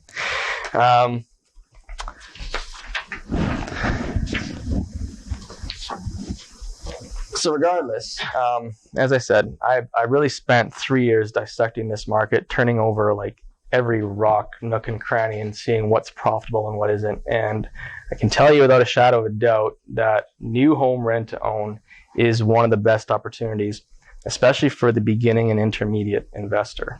I personally have over 10 rent-to-own units. I know Sean's got six, and then within my company, I have even more. But beyond that, I do believe that there are investors who would be interested in taking advantage of a rent-to-own deal, using the financial resources at their disposal, but without the hassle of finding the property, finding the tenant buyer, taking the deposit, making sure all the paperwork's done and compliant, managing the tenant through 3 years of a lease, and then making sure the deal closes. And so to that end, Sean and I have been putting together ready-to-made rent-to-own packages, essentially. So what does that mean? Okay, it means I've got brand new units with tenant buyers already placed. Okay, the rent's ticking, the deposits have been taken, the projects have been designed to give extremely attractive returns to the investor. And as part of this package, Help Home Ownership takes care of the tenant buyer from start to finish. It's their point of contact. They manage all issues that arise. It's literally a hands-off investment for the investor. You just need to be able to buy the unit. Okay. Further, for those of you who want extra peace of mind, we also offer in-house cash flow insurance. Okay. So for an additional monthly fee, we guarantee you that in the event the buyer walks from the deal for whatever reason, not only will we guarantee we'll place you with another buyer, you keep the down payment, you have to pay for the renovations, but we will make that monthly cash flow payment for you until another buyer is placed. Okay? So in essence, for the insurance, we guarantee your cash flow will always be there until the house sells. Okay? So it really is peace of mind, hands-off, rent-to-own investing. Oops. Okay. So where are these projects located that we have? Right now we're in Red Deer and Lacombe, and there's very good reasons for that. The other two major markets in central Alberta, Black Falls and Sylvan Lake, are really, they're just squishy, for lack of a better word. They're realtors want to sell it, you can probably, yeah, they're dramatically oversupplied, and there's a greater likelihood that that the rent-to-own buyer will walk before the lease is finished and get into a cheaper unit. Okay, so Red Deer is always a good market. It's obviously the largest market in central Alberta, and Lacombe is a particularly good market for rent-to-own deals. Due to a number of factors I don't want to get into here because we're probably way over time. Lacombe is not fundamentally oversupplied like the other secondary communities in central Alberta. And on top of that, Lacombe has the highest median income of all communities in central Alberta. It also has several very substantial commercial real estate developments that are on the horizon and are going to come online in the next 3 years. So they'll have a very positive impact on demand in the city of Lacombe, I guess. So for those of you who follow the Real Estate Investors Network, or RAIN, I don't know how it's pronounced, RAIN, sorry. In their investors guide, they list Lacombe as actually the 10th best community to invest in Alberta. And it's also listed as optimal in the real estate cycle right now in Lacombe for rent-to-own investing. So that's why we have our projects there. Again, so to recap, what my team and I put together are ready-made, and by my team I mean Sean. My extensive team and Sean and I put together the ready-made packaged rent-to-own deals for interested investors. They're brand new homes, covered by new home warranty, placed with a tenant buyer, vetted by financial institutions, and they're either 1 or a really strong 2 on our scale, and they're in communities that have strong real estate fundamentals, and these people are well on their way to buying their homes. So, thought I'd give you an example of one of the projects we have placed and ready to go. These make a couple of assumptions, by the way, these numbers. This assumes that the investor could purchase with 20% down. It assumes that they're going to get a mortgage at about 3.5% interest. It assumes that your tenant's going to close in 3 years. And it assumes that there's no carryback finance on closing. I haven't mentioned carryback financing. That is an opportunity, or that's an option you have as a seller. If you're say you've sold the home in that example for $325,000, but when the client comes to close for whatever reason, they can only get $320,000. So you technically have the option of taking their deposit and walking away, or you can extend the lease till they've built up more down payment, or you could do carryback financing where they close at $320,000 and you carry back a note for an additional $5,000. Okay, so again, multiple exit strategies for rent to own. But again, these numbers I'm giving you, assuming that there is none of that happening. Okay. So this is shown as a duplex, but it's actually a fourplex. It's exactly this. So these, we have found that townhomes with garages in that sort of $325,000 range are an excellent product to sell. As I mentioned to you, that median income level is for purchasing is now $350,000 and under. Okay, so people want family-sized product. So a large townhome, like a 1,280 or 1,300 square foot townhome with a garage and a backyard, there's a lot of traction in that market. Okay. So this is what this looks like. This is the layout here. This is the first floor. So you see we've got the garage, entranceway, kitchen, dining room, half bath and living room, deck off the back. As I mentioned, these have all got rear yards. Here's the upstairs, 3 bedrooms, 2.5 bathrooms, and upstairs laundry. Okay. So kind of preface to that. So we have one of these pre-sold, and the foundation's in the ground. Oh yeah. So that's. Thanks, Sean. Okay, so this is very similar to the example I showed you before, but on this particular unit, so again, it's a $300,000 purchase price for the potential investor. Okay, so it requires a $60,000 down payment. Now, I've put 2 numbers here: your average monthly cash flow and your actual monthly cash flow. So the average monthly cash flow takes into account the $5,000 deposit that you're going to receive. Okay, so that's going to go into your bank account. Okay, as long as you're set up properly. Again, and your contracts are vetted by the financial institutions, you can spend that money. You're wise if you keep it, but you can spend it. So your actual monthly cash flow, that's the number I use to give, the rent and the rent home payments you're going to get monthly, less your mortgage, less your property taxes, less your management, and less your insurance, okay? So your actual monthly cash flow is about $400 a month, okay? So again, like I mentioned, $325,000 sale price. Your total profit after expenses, so that's after mortgage, interest, closing costs, all the expenses I mentioned before for your monthly rent cost, $45,555.56. So on a $300,000 purchase price with $60,000 down, that's a 76% total ROI, 25% annual ROI. Okay, so you can see they become very attractive. So in conclusion, a couple of things. Obviously, if you're interested in any of this and it fits the bill for you, that's great. Talk to Sean or I. But again, not making sure I leave anybody out of it here. If you have the cash but you can't qualify for a mortgage, or conversely, if you have the mortgage and you can't, or if you can qualify for the mortgage, you don't have cash, we do have joint venture opportunities available. So talk to either one of us and we'd be very happy to accommodate you. And as a bit of a prelude into John's presentation, if any of this interests you, but you don't have cash or mortgage to qualify, but you have registered funds and you'd like to participate in some fashion in investments like this, we also have opportunities that we're developing to do that as well too. And John is going to chat more about that, obviously. But I do hope you've enjoyed the presentation and found it somewhat useful and informative. And if anybody has any more questions, don't hesitate to come see me afterward, or I'm happy to take questions right now. That's it.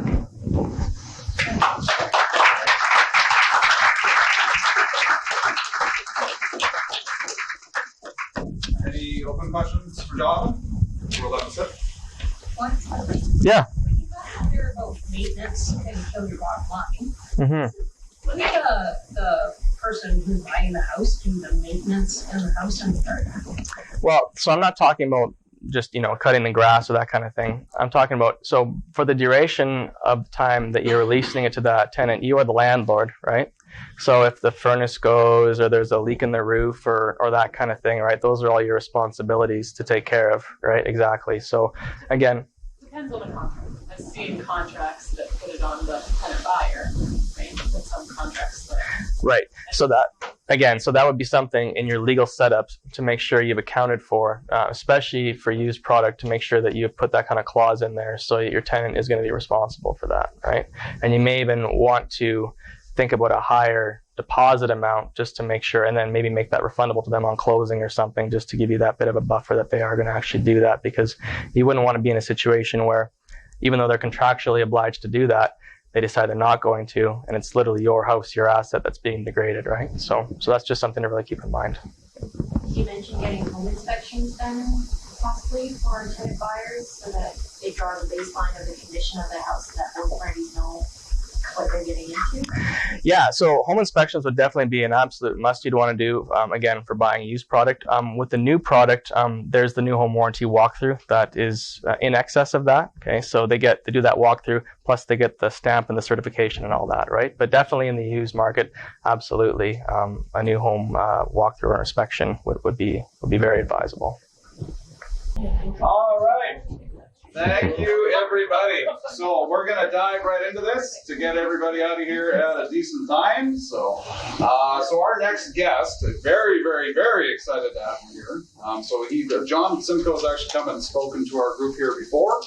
He's even came sometimes when he's in the area and sat as a guest in the audience when we've had presentations. So all-around fantastic guy, an expert when it comes to rent to own. So I've done a lot of his courses. A great mentor to me. Just a fantastic wealth of opportunity. So John was good enough, again, as I mentioned, to come out all the way from Kelowna. He made the almost 10-hour drive yesterday. That's about how long it took. In Snowmageddon 2019, that happened, right? So, yeah, and he made it almost all the way to my house. He got basically to the bottom of the hill, and the RX-8 couldn't get up the hill. So I had to go. But bought another sports car. That's my hobby, is owning sports cars, and thought I would try it out. Didn't make it, although 99% of the way.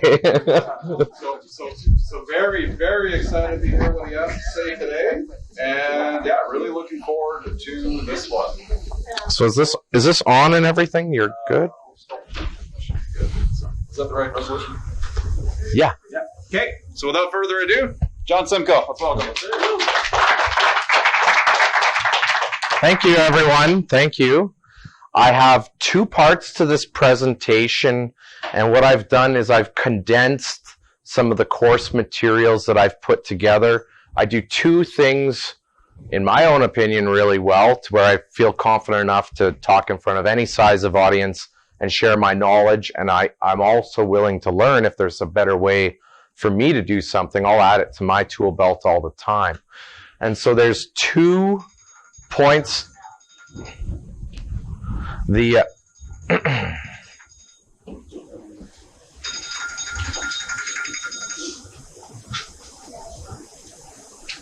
cell phone's off, by the way. And so I teach about rent-to-owns. Sean is one of my students. He's also taken more than just my training. He's quite versatile at the topic, but he took mine to try and add a few new tools to his rent-own deals, and there was a few things that he did learn that were different than his other courses. But the main thing I'm going to be pulling all these slides from is from my RRSP mortgage course. I call it RRSPs into real estate. And so it's how you can, if you are an RSP account holder, I'm going to teach how you can probably get a better return than you're currently receiving, and probably with a lot more safety. So for anyone who's an RSP account holder, pay attention to the first part. It's about the first 20 or so slides. I'm going to go as quickly as I can through them with the time that I have. And then afterwards, there's a second part. We'll play a short little 3-minute video, then we'll get into the second part. And the second part is all about how you can work with somebody else's RSPs for your real estate deals. Because a lot of people will have RSPs, and there's plenty of them out there. There's $1.3 trillion in Canadian RSPs, and we pay some of the highest fees in the world, and it whittles down what our true returns. And it's only from going through a lot of pain in my own life and doing a lot of research and education that I discovered this solution. And at first I was just looking for a solution for my own RSPs. And I have some presentations online and on my YouTube channel you're welcome to go see, but I talk all about the pain of what it was like dealing with a financial advisor around the crash of 2008. Because I lost over 33% of my portfolio in 1 month. And I sweated and I worked hard and I had a job, and I wasn't the same real estate investor you see in front of you today. But after learning that, I realized not only can I get a better return for my own RSPs, I can go out there and I can help other people do the same. And so that's what this is all about. But so first let's compare, and this I want you guys to chime in a little bit, but there's some different pros and cons to each of these types of of deals. And so it's worth knowing the alternatives of what exists out there, and then learning about this new strategy that the big banks don't really want you to know about.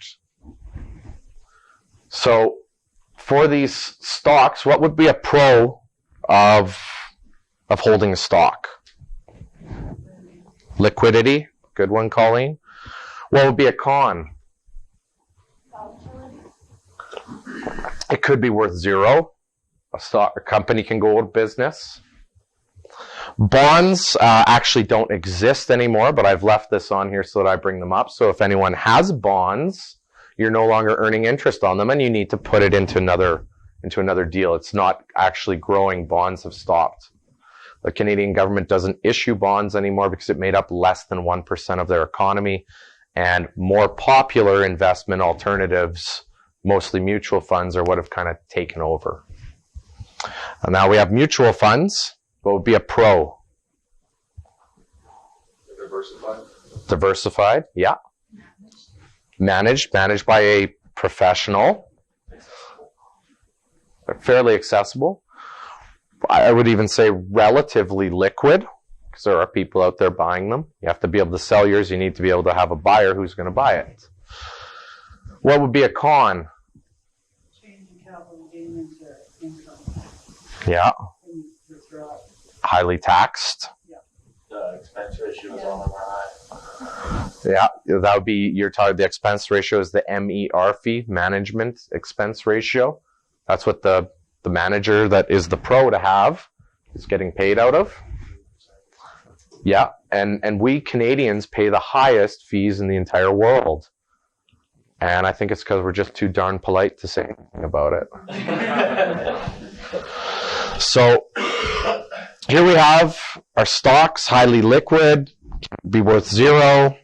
Mutual funds, diversified, highly liquid, can also be volatile. And some actually have locked-in fees. I've even seen exit fees. If you want to sell to get out of it, they charge you a fee on your way out. There's all kinds of unknown fees with mutual funds. Commodity is something that is like oil, gold, silver. It can be leveraged. It can be fairly highly liquid. But the leverage can also wipe out your investment as well if it goes down. Real estate, which is why we're all here at the Real Estate Club. You know, we have appreciation, cash flow, mortgage pay down, leverage, all of these wonderful things that kind of let us supercharge the type of return we're getting. But a con is that it's less liquid, and we do need to plan for maintenance and repairs.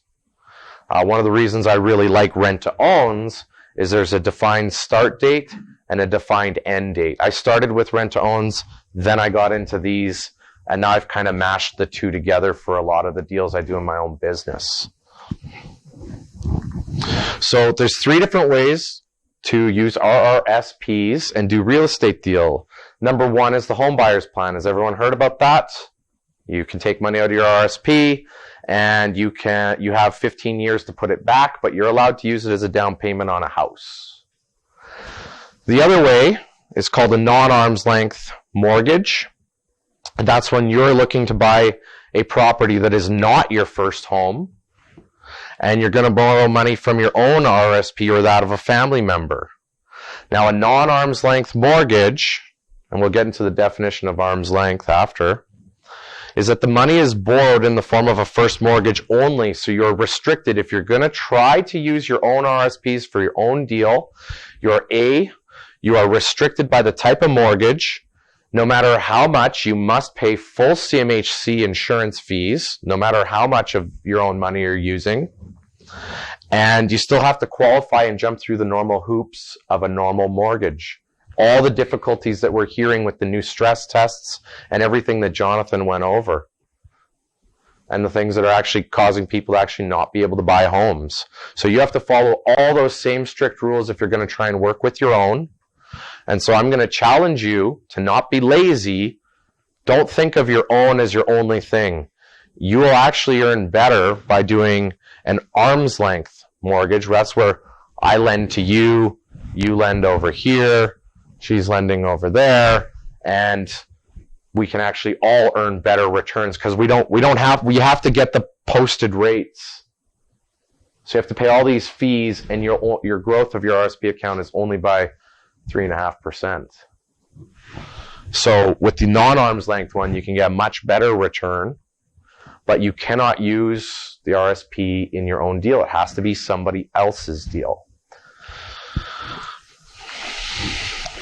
So this is the one we're focusing on. I have never done number 2, and I've never actually done number 1. I just saved up my own down payment for my first place.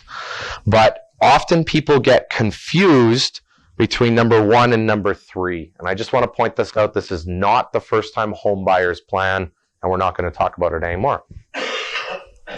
So here's the definition of arm's length. Arm's length, or non-arm's length, means your brother, your sister, your parents, anyone who's really blood related to you and close. Your common law partner cannot do deals with you. Your wife cannot do deals with you.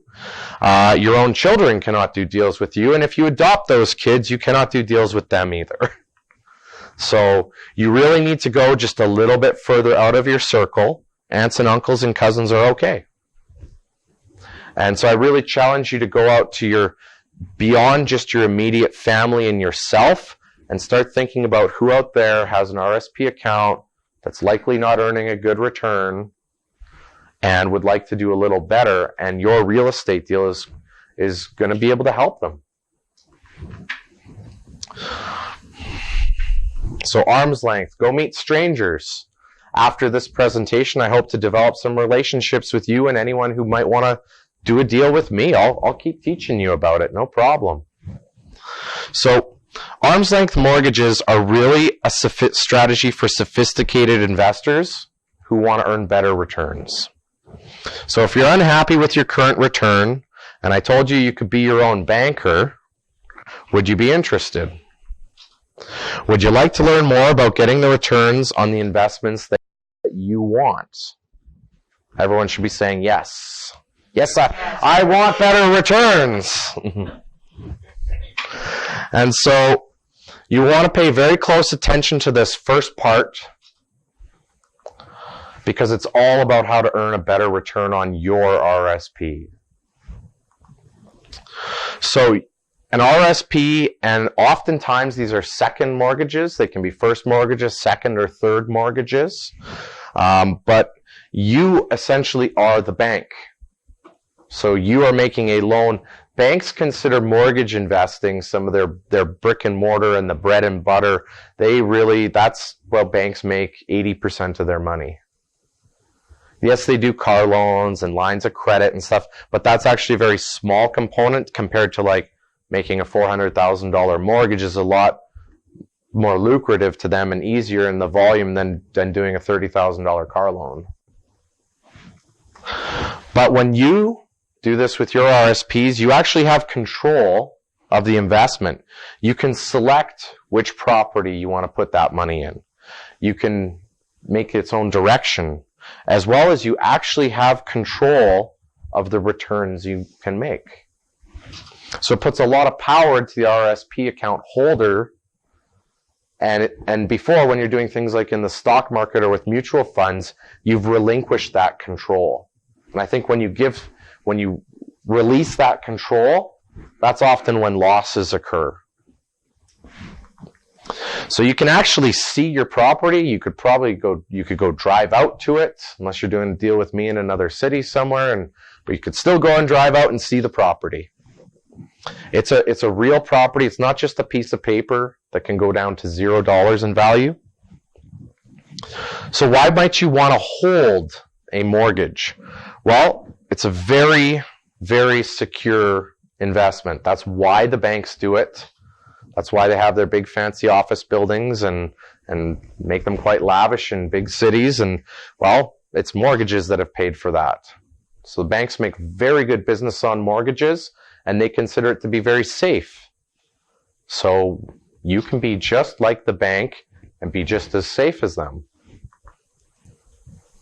And it's also a very easy way to get into the real estate game. If you have never done a deal before, this is by far the easiest way to get into a real estate deal.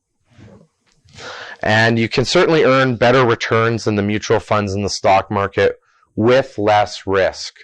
See, in a mortgage, most Canadians are used to paying their mortgage on time.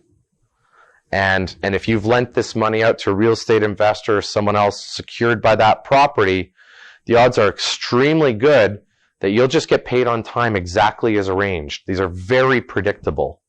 You can look into the future and just like you would have on any property that you have with a mortgage, you have a mortgage schedule, you'll have that with one of these too. And so you can actually see how much your money is growing instead of how much the mortgage is getting paid down. And it allows you to cash in on real estate. So there's a couple rules. I'm going to go over them fairly quickly because we have a lot to cover. But we need to do things by arm's length. They must be done at arm's length for this to work. That also means I'm not lending my money to you or for your deal, and you're lending your money to my deal because we said, well, I don't want to follow those rules of doing it myself, but we'll just trade with each other. That's also a no-no. Because if government finds out about it, they can say, well, you really just pulled your money out, and that's going to trigger a big tax payment. But if I lend to you, you lend over to Colleen, and Colleen lends over to me, that's okay. And ideally at different interest rates and different amounts, just to make sure it doesn't look like you're lending yourself that money. Because I know people who don't challenge themselves to think a little further, and all they do is this, and I know people doing it, and they haven't been caught yet, but they could be. And I warned them about it, so we'll see where it goes.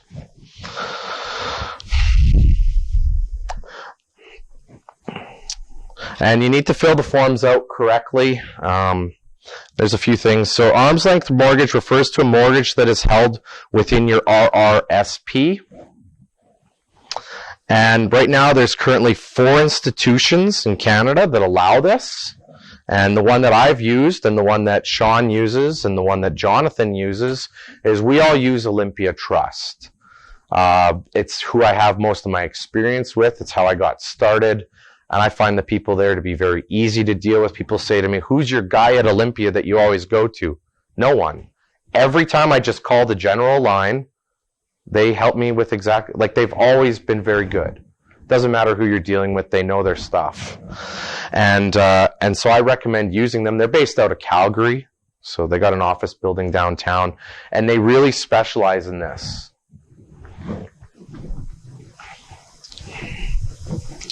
So also arm's length mortgages are eligible for all types of properties. This means commercial, residential, industrial, it could be a vacation property. But the property must be registered at land titles, and it must be a Canadian property. We can't be doing this into the U.S. Now, just as a side note, Americans and their 401ks, which work like RSPs, very similar, but they're different, they can go and use their 401ks and do the same thing in different countries. But we cannot. The Canadian government said, no, we want the RSP money staying in Canada. And more than one lender can have an arm's length mortgage on the same real estate. What's also possible is if you got an RSP and Colleen's got an RSP, I can put the two of you together and make one mortgage. It's called a syndicated mortgage made up of more than one person, and you can actually pool the RSP money together until you have the amount you need for your real estate deal. It's quite powerful, and it's not uncommon. Most of my deals do involve more than one RSP account holder, because not everyone has hundreds upon hundreds upon hundreds of thousands of dollars in their RSPs. Like I bought a condo in the springtime with RSPs, and I believe there was about 5 different people that made up the $200,000 I needed to buy that condo. But they're all earning the same rate. They all get paid at the same time. And if I don't make a payment, they can foreclose upon me just like the bank would. That's the consequence of if someone doesn't pay your RSP mortgage on time, you actually get to foreclose on the property. you can sell it and still recover your money. So it's either going to work out on time as planned, or you can take over on that property. Just same way the bank would. So it's, for those reasons, I think it's extremely safe.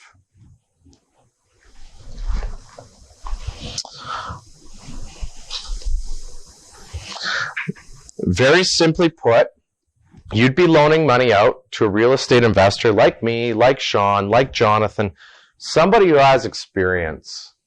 I think it's really important. You can do this for your first deal out, but it's very hard without a little bit of a track record and some credibility and some proof that other people have been paid back when you promised you would. Do things that you say you'll do. So you'd loan money out to me, who agrees to pay you an interest rate on the money. And the real estate investor, which is me, will pay back the loan at an agreed upon time down the road.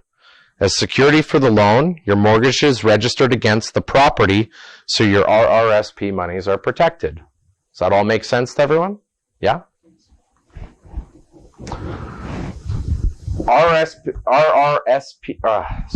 Arm's length mortgages with RSPs are one of the most flexible ways that you can actually use your RSP money. So here are the people who can hold, I put second mortgage here, but it could be first, second, or third.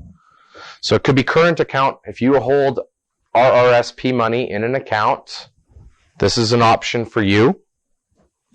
If you don't have an RRSP, you can certainly go make one, and you can do this. If you have unused contribution room, this could be a good strategy for you. If you have cash or savings, you can do this as well. You can actually do this type of deal not within you can do it with cash as well. It doesn't have to be an RSP, but there's things we can do with our cash that RSPs can't. And so these are restricted to these rules. So, and when I say the word RRSP in the context of these RRSP mortgages, it really means RRSPs, RRIF, retirement, or LIRAs, locked-in retirement accounts. A lot of my real estate deals are done with LIRA accounts, because when I talk to someone and they say, "Oh yeah, I worked for that union years ago, a decade ago." Well, do you still have a pension there? And you could transfer it from whatever that old account manager is doing. It's probably growing at about 1% or 2% in that very safe pension umbrella. And it's going to remain registered, and it's going to remain tax sheltered on all of its growth, even if you transfer it from that old pension to Olympia Trust. But the odds are very good that they'll make you lock it in if you've spent a lot of time at that job. If you spend over 2 years, the government usually turns it into a LIRA, which means you can't touch it until you're retired, until you're much older. You might even retire before you can touch it. So I love LIRA accounts, and I have one from when I used to work different jobs in the past. And I can't touch that money, and neither can those other people. So what are they going to do? They're going to do their deals with you. Like the people who I lent my LIRA to many years ago when I first learned about this, I'm happy with them to keep working with it until I am like 71. They can keep putting it in deals, keep growing it this whole time, because I can't do anything with it otherwise. Might as well do something, and do something that's going to actually make a difference down the road. Your point about investors with unused RSP contribution room, like what do you mean? Like their returns are just contributed? Well, what I mean by the unused contribution room is every year the government has a maximum amount you can put in, about $18,000. It's a bit more than that, but about $18,000 a year. And there was a time when I was maxing out my RSP contribution room every year and working a job to do so. And so in that case, I wouldn't have any unused room. I actually, at one point, I went and worked in the oil sands, and I spent 13 years up in Fort McMurray. And while I was working that job, I did have the excess money, and I was in my early 20s, and I was saving it, and I was putting it into RSPs. And so I went and bought back I worked jobs ever since I was 12 years old and saved most of that money. But that also allowed my contribution room to get bigger and bigger and bigger. And when I became a young adult, my dad gave me some advice. He said, buy back your old contribution room, which was about $100,000. So I went and worked hard and did, which is different than most 20-year-olds. But I went and did that. So, but now I've actually stopped contributing new money to my RSP because I've learned with these real estate deals that cash can be king. And so I kind of like doing that. With my own cash, I like doing that. But with the money that's already been put, like I like doing other things. I use it for deposits on properties to get things started. And that's what I do with a lot of my cash. And I don't put in new rooms. So I probably have $100,000 or more of contribution room that is unused. So I could theoretically go to a bank and take out an RSP loan to buy RSPs with, and then I could go do a real estate deal with someone else with that money. I was like, I didn't understand what you were using. Yeah. The unused portion, you could, I mean, if you're not using your own money, you're using the bank's money. And I really strive to, the art of the deal is to make money all with other people's money, either bank, other people, partners, and using as very little of your own. Usually my own is used to get a project started and going to the point that I can attract the capital I need to complete it and pay back what I've already used to start it. And then at that point, I'm free to start another one up again. And I just move mine very quickly to get projects started. And then I put other money in that's okay with waiting a year, 2 years, 3 years. A lot of my deals are rent-owned, so a lot of them are 3 years long. They exit, we pay everybody back, and go set up 2 more with that money. So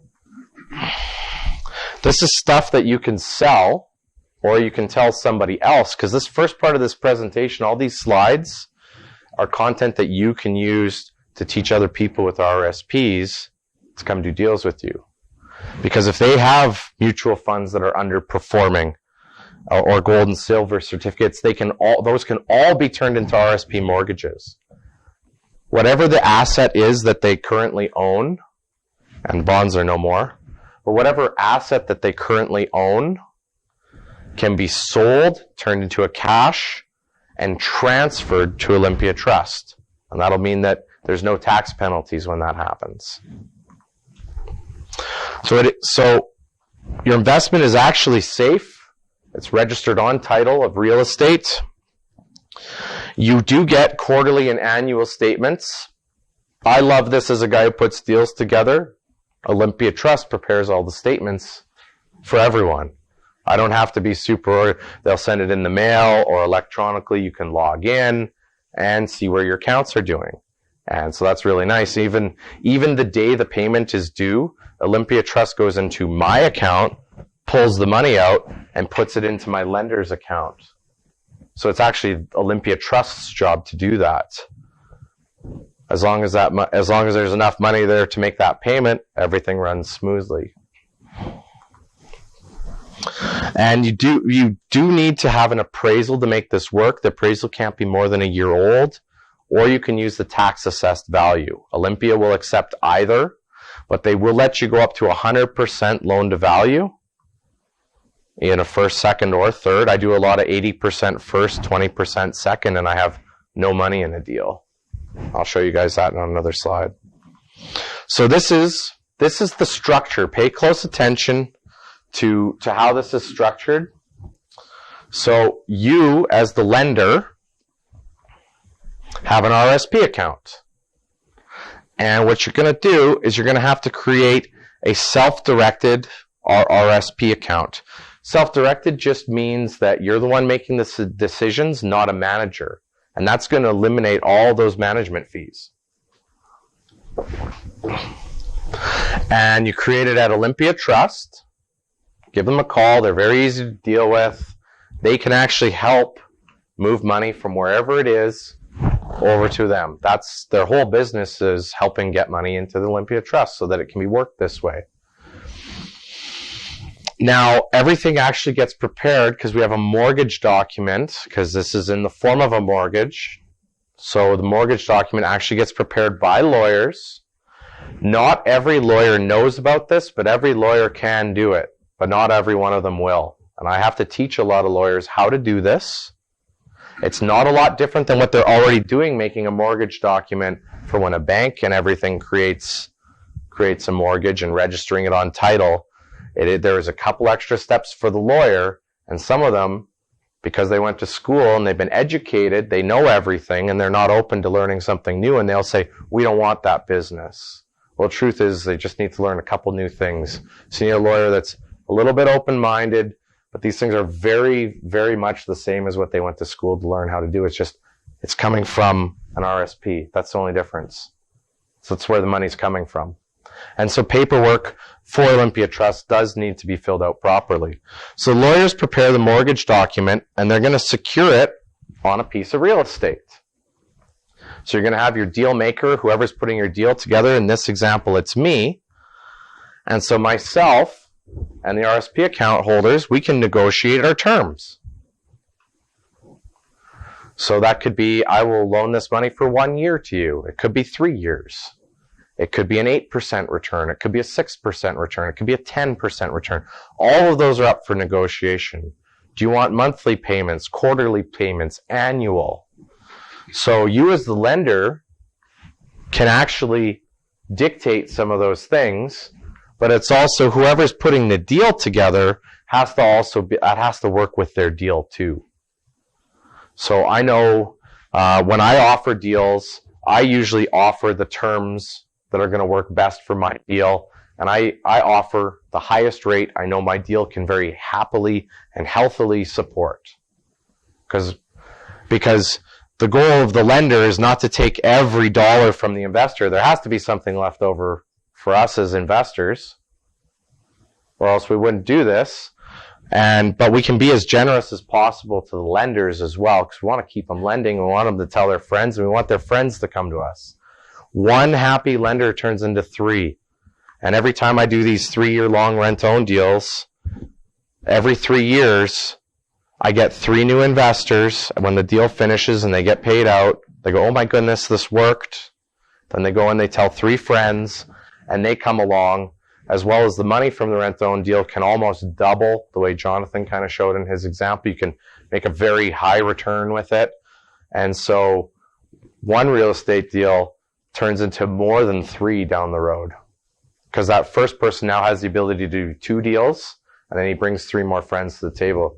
So one deal turns into 5, and then 3 more years later, what happens? It just grows and grows and grows. So when you can keep people happy and offer something good for them, they'll keep doing business with you, and they'll start sending all their friends.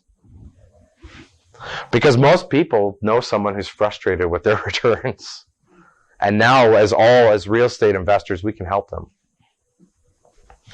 So this is one thing, and it's really important if you're talking to a friend about this. In fact, I have a tool that I'll make available to the Facebook group. I'll put a link in there this evening when I'm at my computer. And what I'll do is I'm going to make available for free, but you have to be a Careia member to be able to get it, and be on Facebook, because that's where I'm going to send the link. But if you want, you can use this tool, because I created it to teach people that are lenders what they need to know, and nothing more. You're learning a lot more in today's presentation than what they'll learn, but they learn enough to be comfortable with it and to want to do a deal with you. And this is a point that people often get screwed up on. So if you're trying to explain my presentation to someone later this evening, I saw this amazing and handsome speaker and he said that you could use your RSP as a mortgage doohickey thing, and you can come over here and do this deal with me. I'm going to help you out. And then they say, well, I don't want to withdraw my RSP and give it to you, because they know it's going to cause taxes to be paid. You know? So they go, well, that just sounds crazy, and I don't know who that handsome guy is you're talking all about. And stop blushing. But one misconception is that people often think that the money is leaving their RSP account, and they think that they're actually handing the money over to me. And that's not the case. So for example, Imagine your RRSP program as a house. And for years, you've been adding money to a duffel bag that's stored in your living room where it sits. So, a lot of people don't even have their RSPs even invested in anything. It's still sitting in a cash form, just sitting there. And they add to it and add to it and add to it, and they get their tax deduction every year, and that's all they do. And they don't even know that they could grow it. I was like, My sister and her husband, it's absolutely shocking. I was like that when I was like a teenager. My dad's like, oh, when you have enough money, you should put it in there. My first year in the oil sands, I went and put over 20 grand into my RSP to buy some old contribution room. And then it sat there in cash form until I met a financial advisor who lost a lot of it. And I didn't understand what was going on. It was a confusing meeting. And I think that these things are confusing for most people, and they don't have to be. But that duffel bag is sitting there in your living room, and it's actually sitting on the couch. It's a couch potato when it's in your living room. It's watching TV, and it's not doing anything, but you're adding to it. Now you have your RSP sitting on the couch. So when you decide to do business with me, the trustee Olympia Trust takes your duffel bag of money from the living room to the exercise room downstairs, where your money is going to work much harder for a while. After I buy, fix, and sell or refinance, whatever deal is going on, whatever the exit strategy is, once I'm done doing that to the property, the mortgage is no longer needed, and the trustee will take your duffel bag of money back to the living room where it's time to wait for another deal. And then when another deal comes, it can go back into the workout room and work hard again. And you can do this over and over and over. The whole time, the RSP has never left the protection of being registered and being tax protected from taxes. So your money never leaves the house. It actually never leaves your control. And I don't see it. Like, it's not given to me as a check in my pocket. I don't touch it, and I don't actually handle it in any way. It's actually Olympia Trust that's doing it all.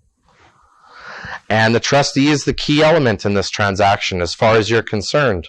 The trustee is working for you, not for me, because you're the trustee's client. And they're going to take very good care of your money. If a payment is not made on time, Olympia Trust will notify you quickly. And then you can get on the phone and talk to whoever did your deal. Hey, wasn't there a payment due? Oh, yeah, let me take care of that. Or maybe they just don't answer the phone at all, and then you need to go foreclose on the property. So how do you get paid? They can be monthly. I mentioned there's a lot of flexibility. If you're putting a deal together and you can make a once-a-year payment. Now, I know this might not be the right time to be starting a ton of flips unless you're getting maybe a killer deal on the buy. But you could set an RSP mortgage up, and I've done this several times, where we have a payment once a year. Well, guess what? Most flips in a little healthier market are going to be sold in 6 months or 8 months or 4 months. Like, what's a normal turnaround time in a good market for a flip? Like, it gets listed, and a month or two later, it's new buyer has it? 2 months, like 8 weeks or so to do the reno, 8 to 12 weeks, and then under 60 days to sell. Yeah, if it's all running smoothly. And so you can buy a property, make no payments on it, and have it sold, and then you will still have to pay interest, but the lawyer will figure out how many days you had it borrowed for and ensure that that money gets sent to Olympia Trust to the penny. And that also makes these deals incredibly predictable. You know how much your money is going to be earning while it's lent out. The returns are very consistent. Oh, did I do this one twice? Oh, no, I didn't. So on top of some of the different ways, this is another thing. So as I was learning more and more about this, and I started thinking, well, that's a good way to do a flip, like not have a payment for a whole year. Now, if the year goes up and the house isn't sold, you better have that money to make that payment, or you're going to lose the house that you just put all this work into. But you can also have something that's called stepped interest. You can have different interest rates in different years. And so this is something that could be beneficial. Maybe you're buying, you can use this on a multifamily property. Maybe you're buying a multifamily property, and the first 2 years of that deal, you're going to be kicking the old scummy tenants out. You're going to be renovating the place. You're going to be putting new people in at a higher rent. You're going to get a little, and then maybe be doing a refinance with the bank. But before that happens, you might have mortgage payments. And you could even put one of these on here as a second mortgage. You could do bank, and you could do some with RSP, and you'd have less cash needed to do that deal. Because it's easier to find RSPs than it is cash. And you might have the first 2 years might be at 3%. But no lender wants to get a 3% return. They all want better than that. Or at least I think they do. If you meet some people who will accept 3%, let me know. But the point is that you can have different interests for different years.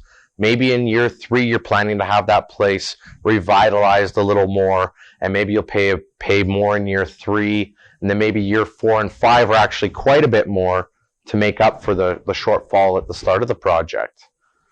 I think it's incredible. Even if you don't need that, it's really beneficial. It's really flexible. Can you guys see just how controlling when your payment, you have to make a payment once a year, no matter what. That's a rule. But can you guys see how when you set this up, you can make the terms and conditions of your own mortgage?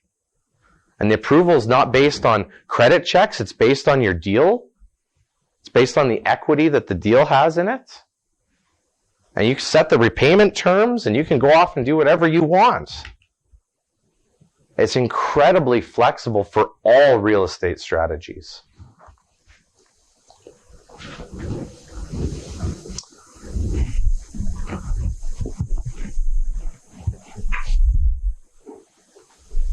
Hi, I'm Billy Eichner, and I'm here with a bunch of f***ing ribbons. And I'm using it to show people how much money they needed to save for retirement.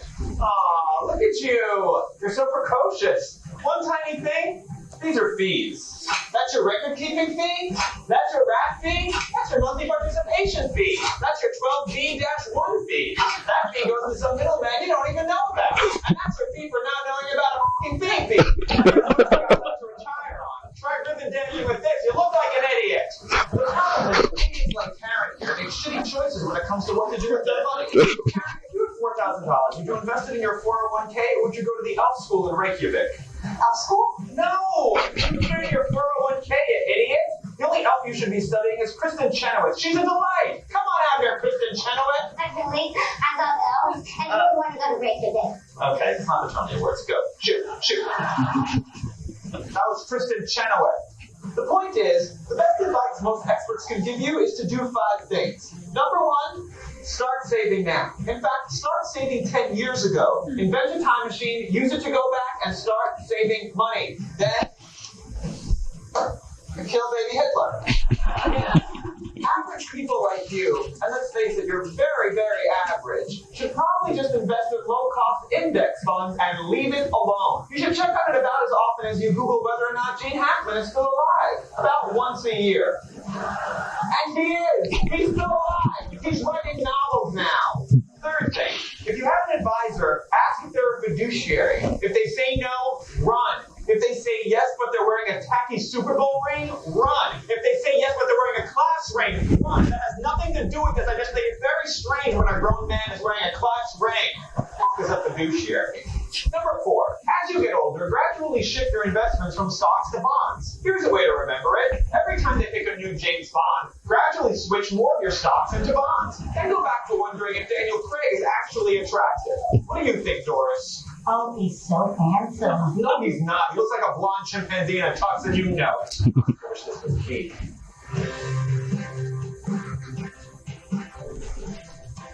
Finally, try to keep your fees like your milk under 1%, because just like interest compounds, so do fees. And even 1/10 of 1% can really f*** you. Like this.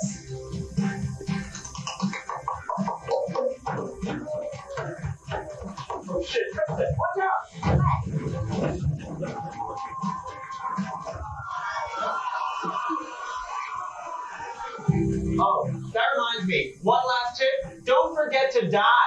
Ellie, I'm not dead. Oh, Kristen, you're even shorter now. Ugh, stop coughing. Disgusting. Excuse me. Retirement. Your Christian was one of the streets.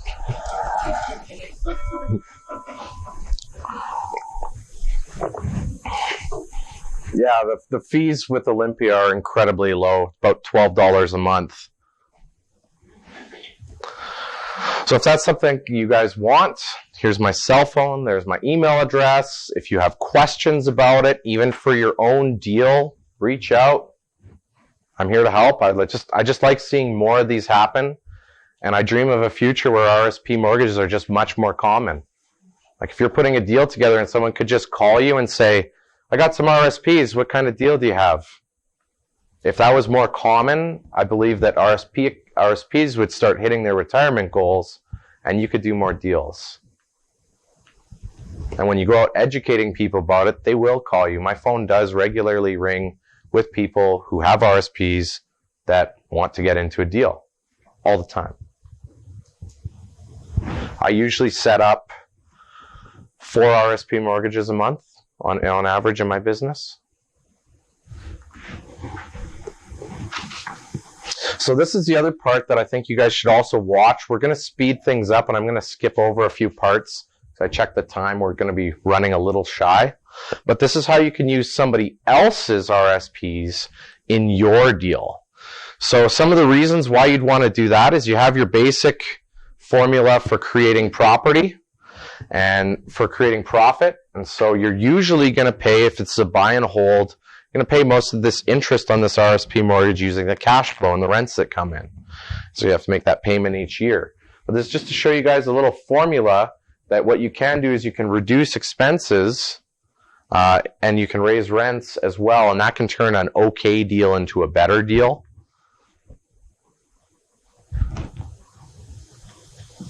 So here's just a very simple example. I told you guys I financed the condo. There was no bank involved. There was 100% finance. I actually did 2 condos the same month, both in Kelowna. That was in the springtime. One was a fix and flip, which we sold and never made a payment on that RSP mortgage throughout the term of the deal. The other one that we bought was a buy, fix, and rent. And so that's what we did there. Both were purchased 100% using RSPs in first position, just as secure as the bank. And to give you some ideas on numbers, we picked up a steal of a deal on the condo for $182,000. We put, well, about $6,000, $7,000 into it, just a little bit of lipstick to make it renter friendly. We weren't doing as nice of a job as with our flip. We wanted the flip to be like, wow, when you walk in, which sells it. But the rental one, we wanted to make it functional, nice, not overdo it. If the walls get banged up a little bit, we'll just paint them again. It's just, that's what rental properties are. But we can buy it all with a first mortgage.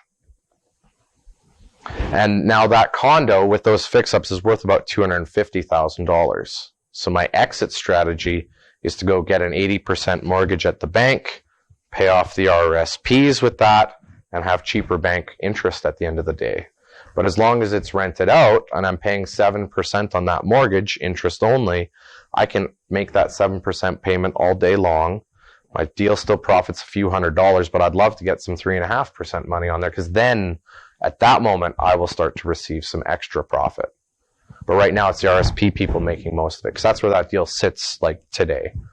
When I find a good person to partner with to get a mortgage, I'll put the property in their name, we'll put a mortgage on it, pay off the RSPs. I'll have another $200,000 to go have to put another deal together for, and I'll just operate that condo for the long term.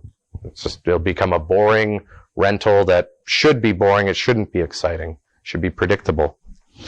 Here's another way that these can very powerfully be used. And so this is usually at the time of purchase. So either at one point in time, I was getting my own mortgages.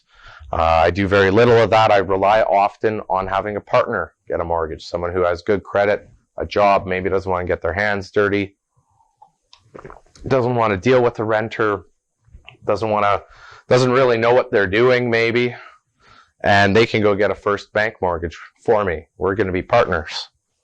I'll do all the work, they'll get the mortgage. And in that case, we use a 20% down payment to buy it, but in the first couple months of owning the property, I can then register a second mortgage on it, and I can effectively get all of my down payment, all 20%. I can pull it out of the property, make payments on a first and second mortgage, and I have a lot of long-term deals where I have no money in them, and they're cash flowing even after paying first and second mortgages. And the reason for doing this is usually just because you can do it, that's 100% financed of the purchase price. But the value needs to be higher than that.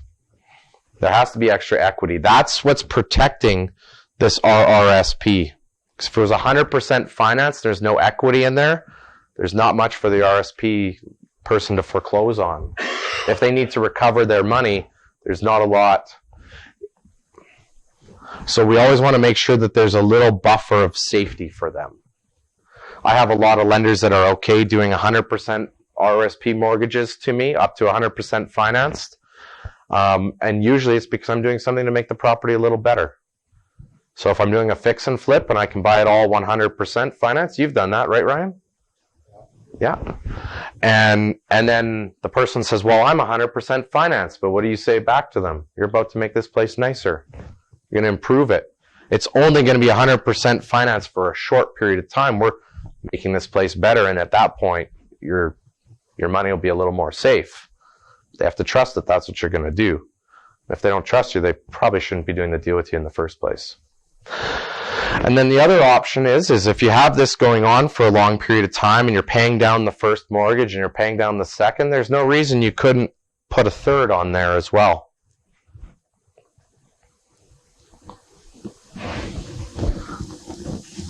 So here's an example. This is an example of that middle column from the last deal, from that last little drop downs, those little boxes. And this is a real life deal, and so we're going to do this style of deal. I'm going to walk you guys through the steps. It's a real deal, and I still own it to this day. I have no money in this deal. I never have. I've owned this property for over 6 years. So it's a buy and hold. That's the property. It's a Fort McMurray property.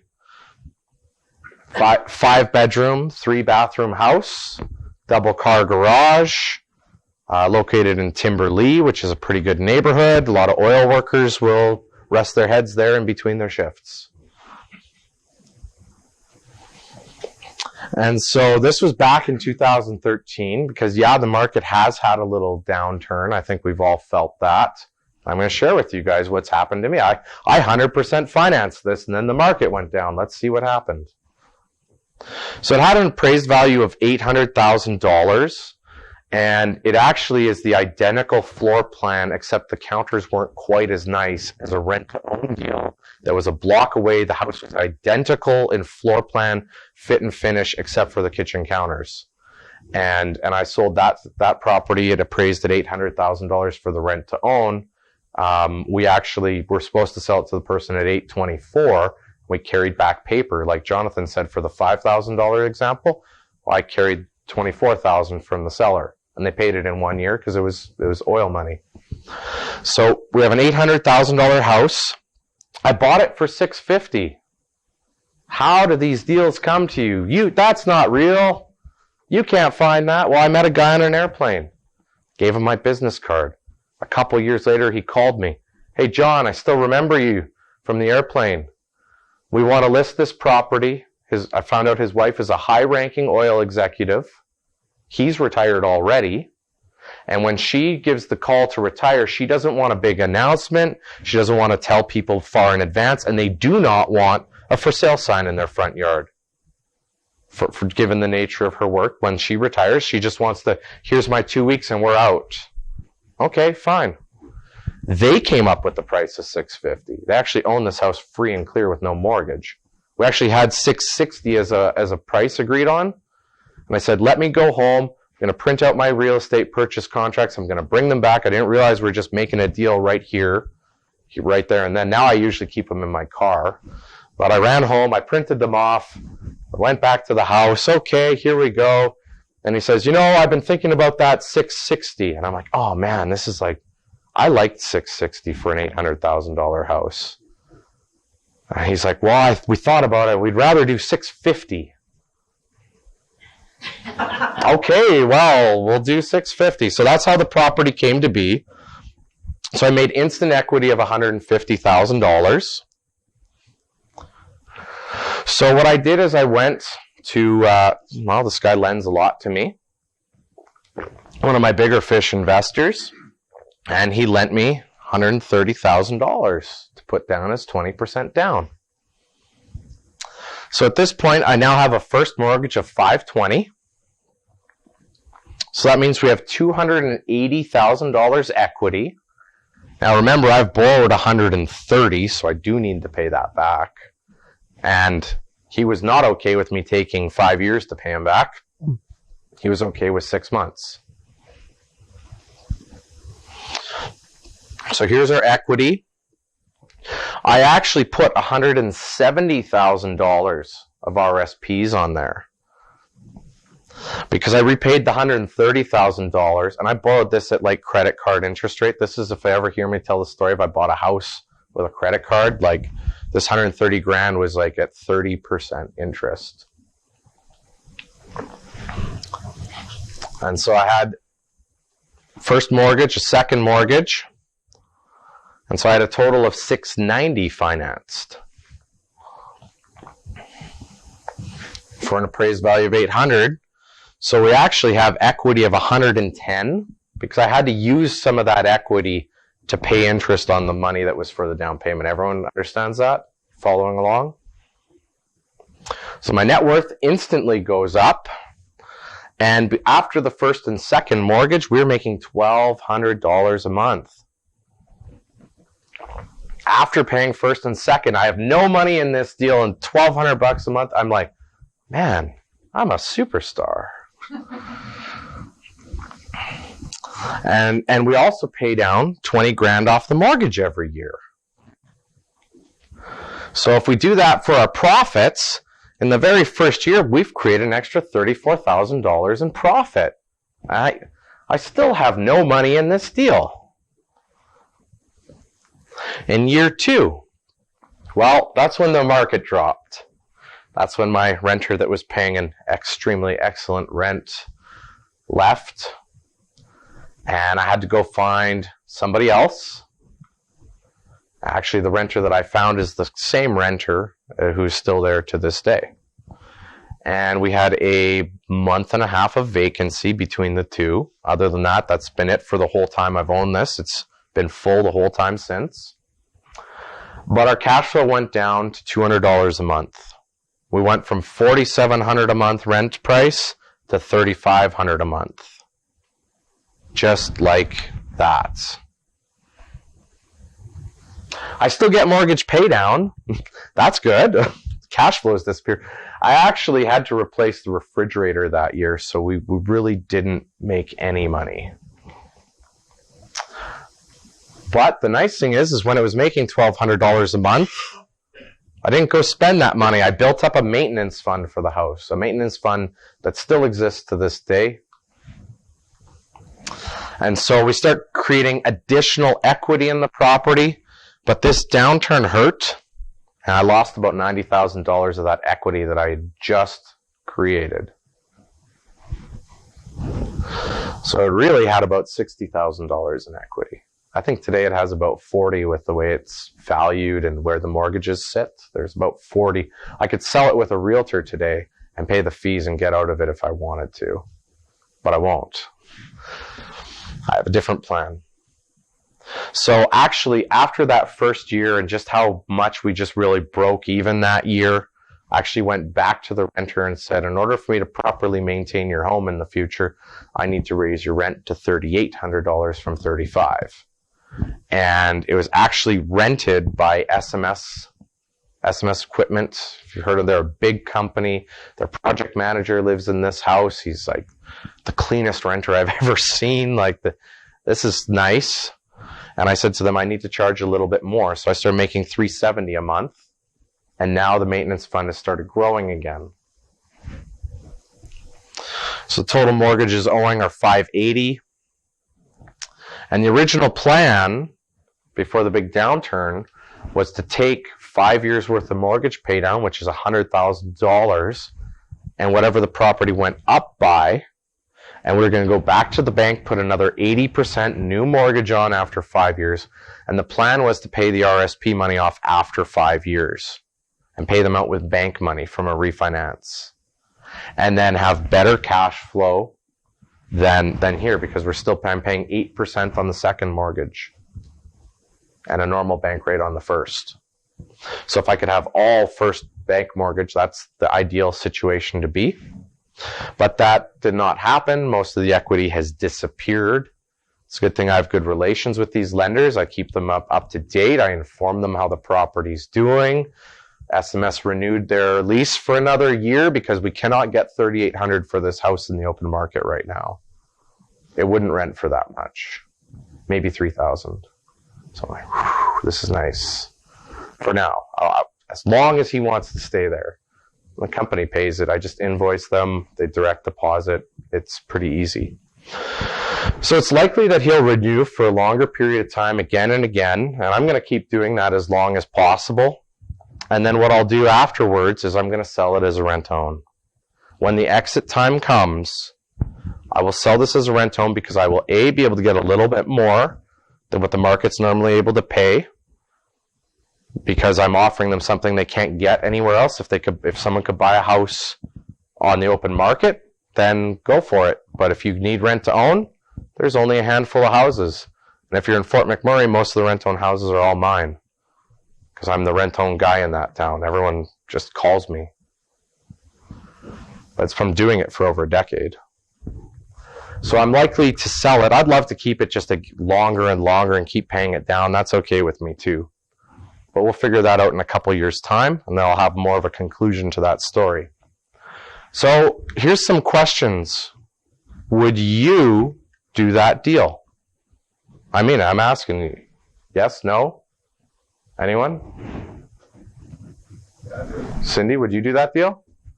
Sean? Yeah? Anyone else? Yeah? Why would you do it? I see potential in it. I see potential in it too. Do you think that was a good strategy?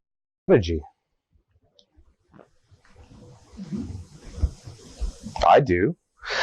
In markets where the market is going up and you are paying the mortgage down, you can cash these out every 5 years. You can buy a property with no money, and at the 5-year mark, you can have 80% bank financing or less, depending on your numbers, and then keep going. So instead of taking 5 years to save up a 20% down payment, you can get that property now, operate it for 5 years, and then be able to pay it off.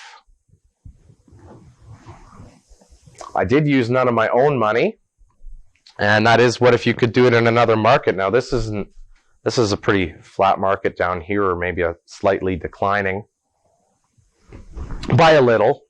I think our big drops have happened.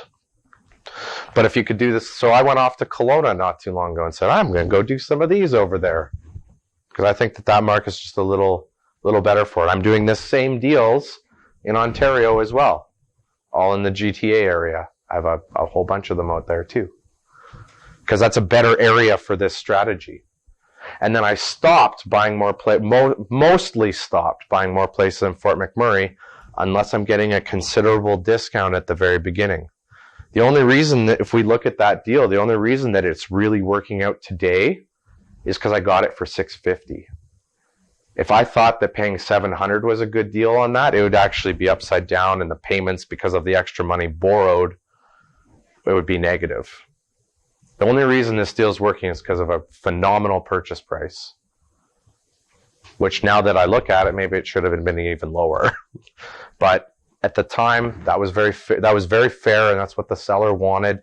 And he gave me like 8 months before I bought the house, so we waited and waited, and I lined all this up. This was one of my first RSP deals, and I lined all this up, and I had time, the luxury of time. And if you don't have the luxury of time, most real estate deals won't give you 8 months to put all your financing and things together. So you need to have RSP lenders that have their money in Olympia ready to go. If you're going to do a fast deal or you're going to make an offer with a quick close, all your lenders need to know, whether it's one person or a group of people, they all need to know what you're up to. They all have to be on board. And when you call upon them, they're going to need to sign some contracts. But in today's market, do you think that there's some motivated sellers? I know it's not all doom and gloom if the market goes down, because guess what? Properties go on sale. And I believe there's some great deals around here. What about you, Cindy? You're the realtor. You see lots of house prices. You think people are able to get a pretty nice house now? Yes, the time to buy investment properties here is now.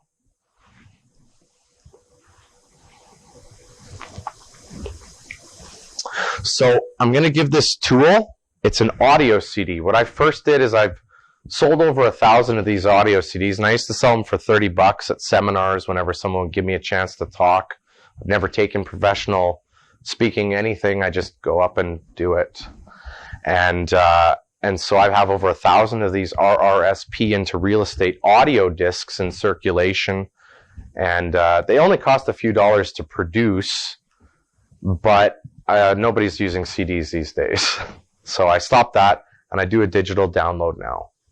And it's an audio interview, not of myself, but of another expert talking about RSP mortgages. And you, for your deals, can use that tool to give to people, have them listen to it, or I would suggest in any way possible, make them pay for it, even $1, so that they give it a value. If they don't pay for it, the odds are they might not listen to it. If they don't listen to it, their mind will stay closed. The CD will open them, educate them, and then at that point, it's up to them to make a choice. And the audio that I'm going to be giving you guys also has a video component as well that talks more about the differences between the stocks, the bonds, what we did at the very beginning. It goes into much greater detail. I have a video as well you'll be able to access with that link. And then you can use that tool to hand it out to people. You can watch the video to brush up on some of the things we've been talking about today. It's a 100% completely different video and presentation with not one reused slide except for that RSP trustee self-directed. That's important to watch that over and over until you grasp how that works. And then you're going to want to be able to answer those people's questions that they have for you. And you're more than welcome if you give me a heads up. What I do for people who are students of mine, if I know you're going to go into a meeting and be meeting with them, I will keep my phone like face up on the table and the ringer on, because if you call me, I know you're sitting with that lender and you have a few questions and you're calling upon an expert. I've done this over and over and over again, and I can answer most lenders' questions, and I actually want them to do the deal with you. The audio CD refers them back to the person who gave them the audio CD. It doesn't say give your money to John. It says give your money or consider working with who gave you this CD. And do you have a plan to repay them? And just like the rent-to-own deals that Jonathan's talking about, have integrity. That's probably one of the only reasons why I think people keep doing deals with me again and again and again is having established a good track record of integrity.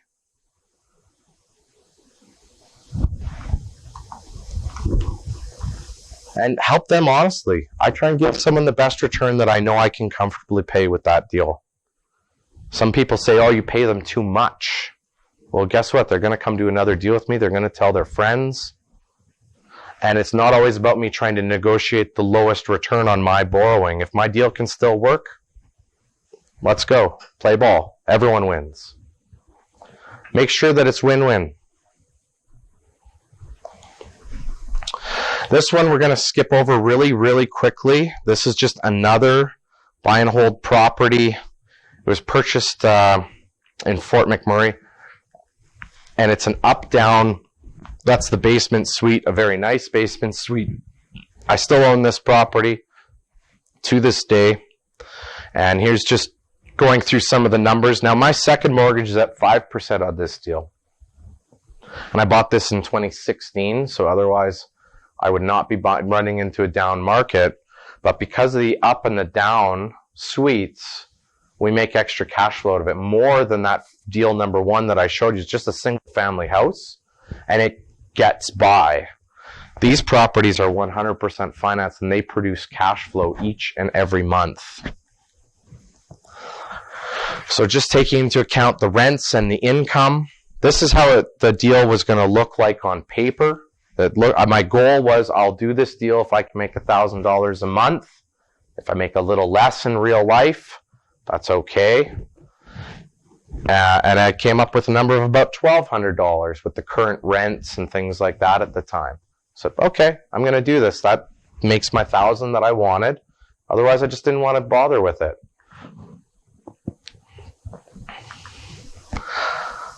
So there was some instant equity. We have our cash flow calculation, and it did make that in the first year it did, but rents kept going down. I'll show you. So this is the actual bank statement. I just took a photo with my phone. There's one property to this one bank account. And I just wanted to show you guys those, the $2.50 things. These are just little account fees. But overall, this is our insurance, our gas, electricity, our water and sewer.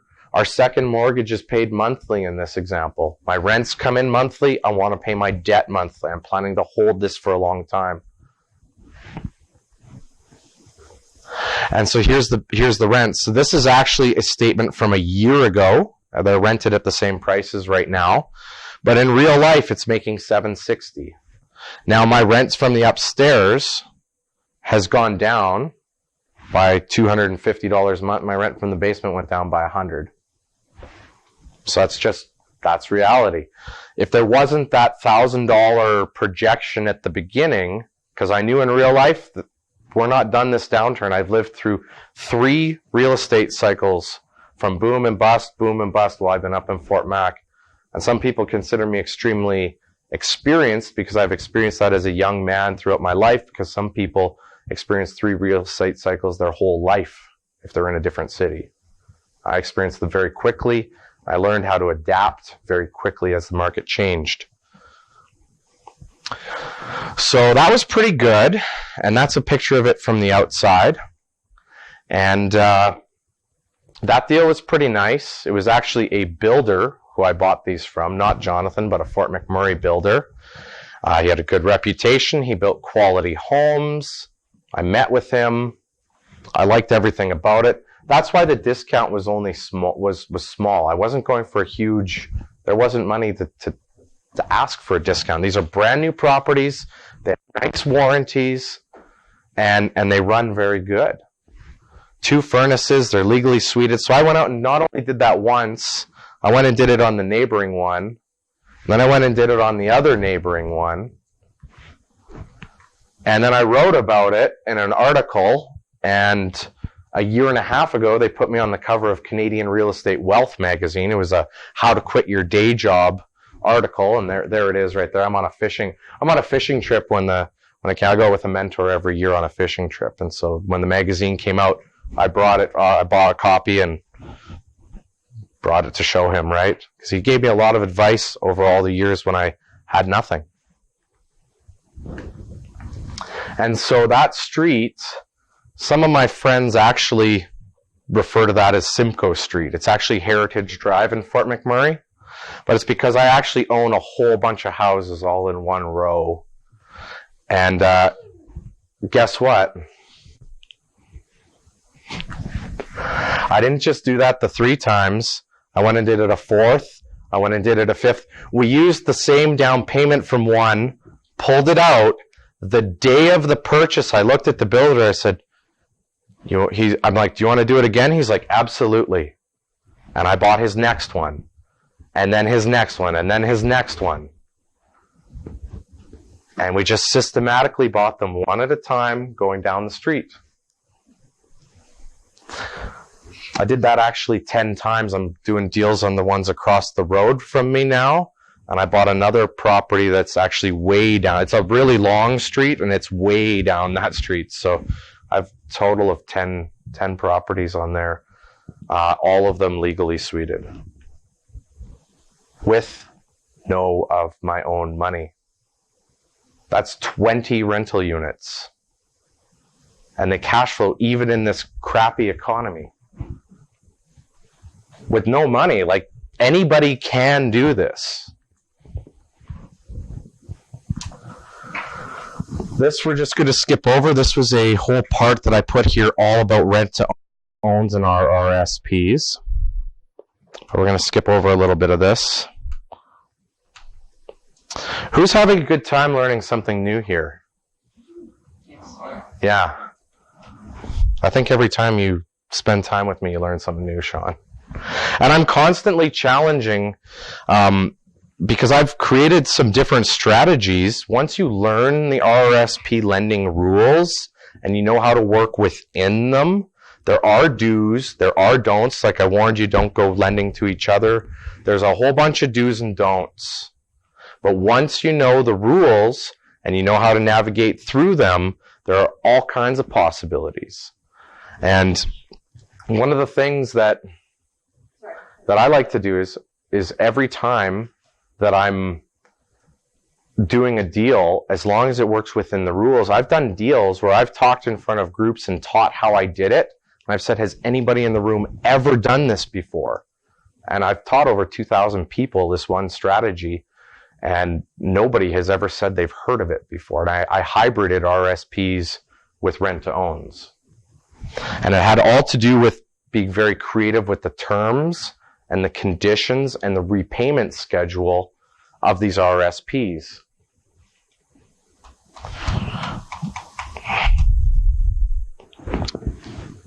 So what this essentially does, so I'll just show you guys really quickly. This is another one of those little animations as we wrap things up. So what I did is I set it up so that 3% is the minimum that you're allowed to pay through Olympia. It's actually 3.5 now. The rules changed a little bit.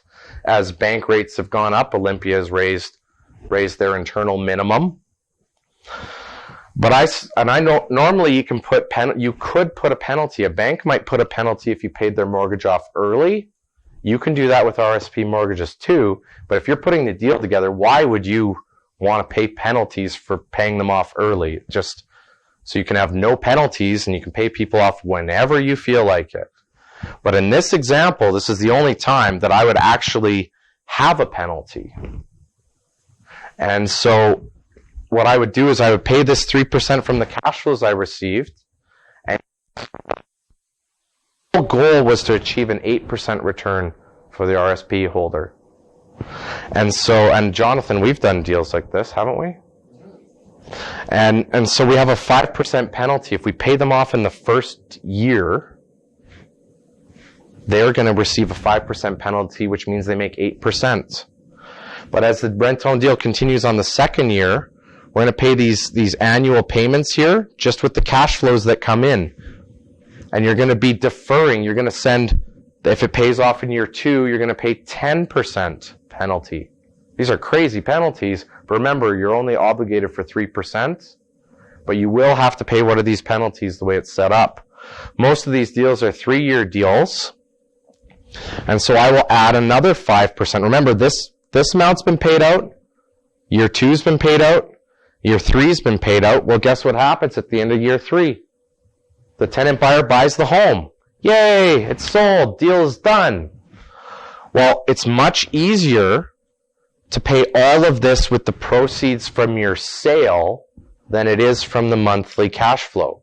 Because as a young business that's starting up, if you choose to do rent-to-own as a business, and I'm here to help you with that too, but if you choose to do rent-to-own as a business, you're likely going to need most of the rent money that's coming in to help you grow your business.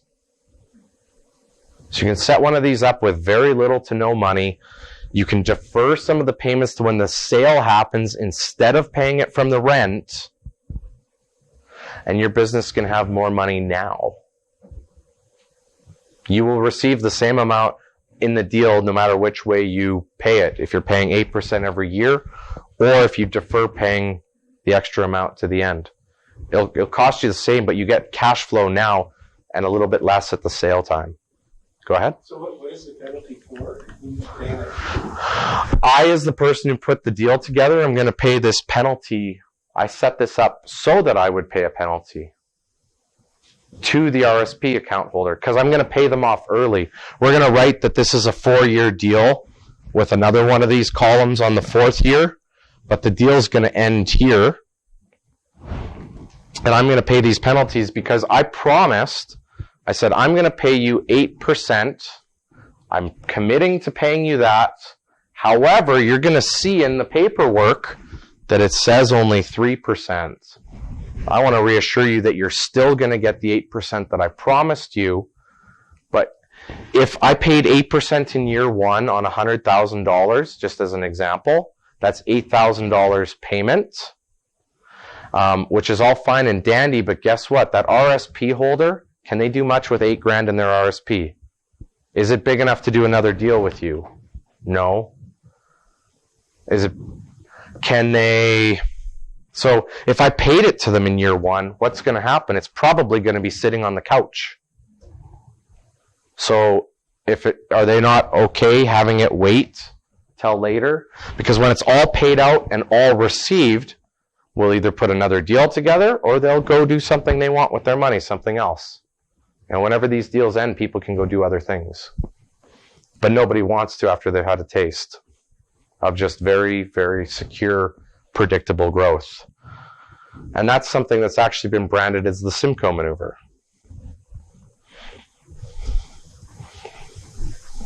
So for them, it's just deferred income. If they don't need it in their retirement at that exact moment, if somebody was regularly withdrawing from their RSP to support their lifestyle, I would probably want to set up a deal that paid them monthly. So it gives them some income like that. Whereas if somebody's ultimate goal is just to achieve growth over time, if that's a LIRA account and there's like 30 more years left and before that person can touch that money, what are they going to do with it? It's going to sit there as cash doing nothing anyways. So it would help me out as a deal maker if I could defer that payment till later. When I receive a big windfall of cash when it sells and we receive all our extra capital, it's much easier to pay that interest.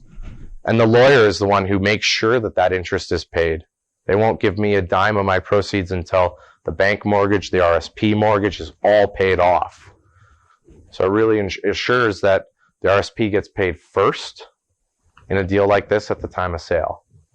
But it's just a way to be able to have a little bit extra money on a cash flow basis, especially if you're starting your business out. This can get you going. You can do a couple of these deals. Next thing you know, you have a few $1,000s a month of extra income. So instead of going to work and growing your business in the evening and saving your money, and I did that to get started. I didn't know this trick at the very beginning. And I did it the hard way. And this is a much faster way.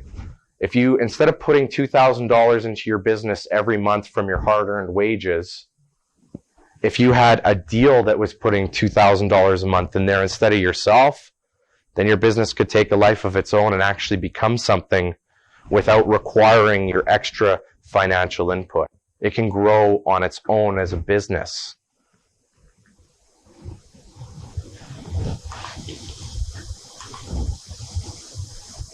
So this is just a very quick, over the 3 years, we pay out the 3% each year.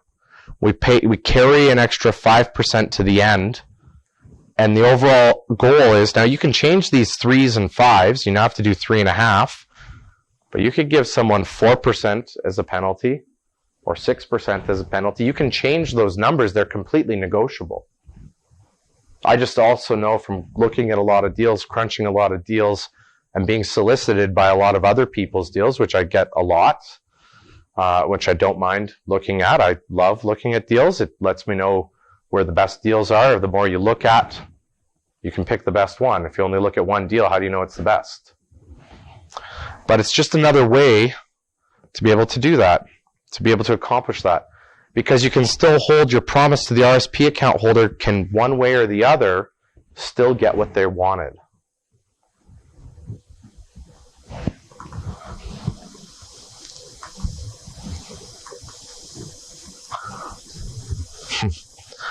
Make more money now, quit your job with fewer deals,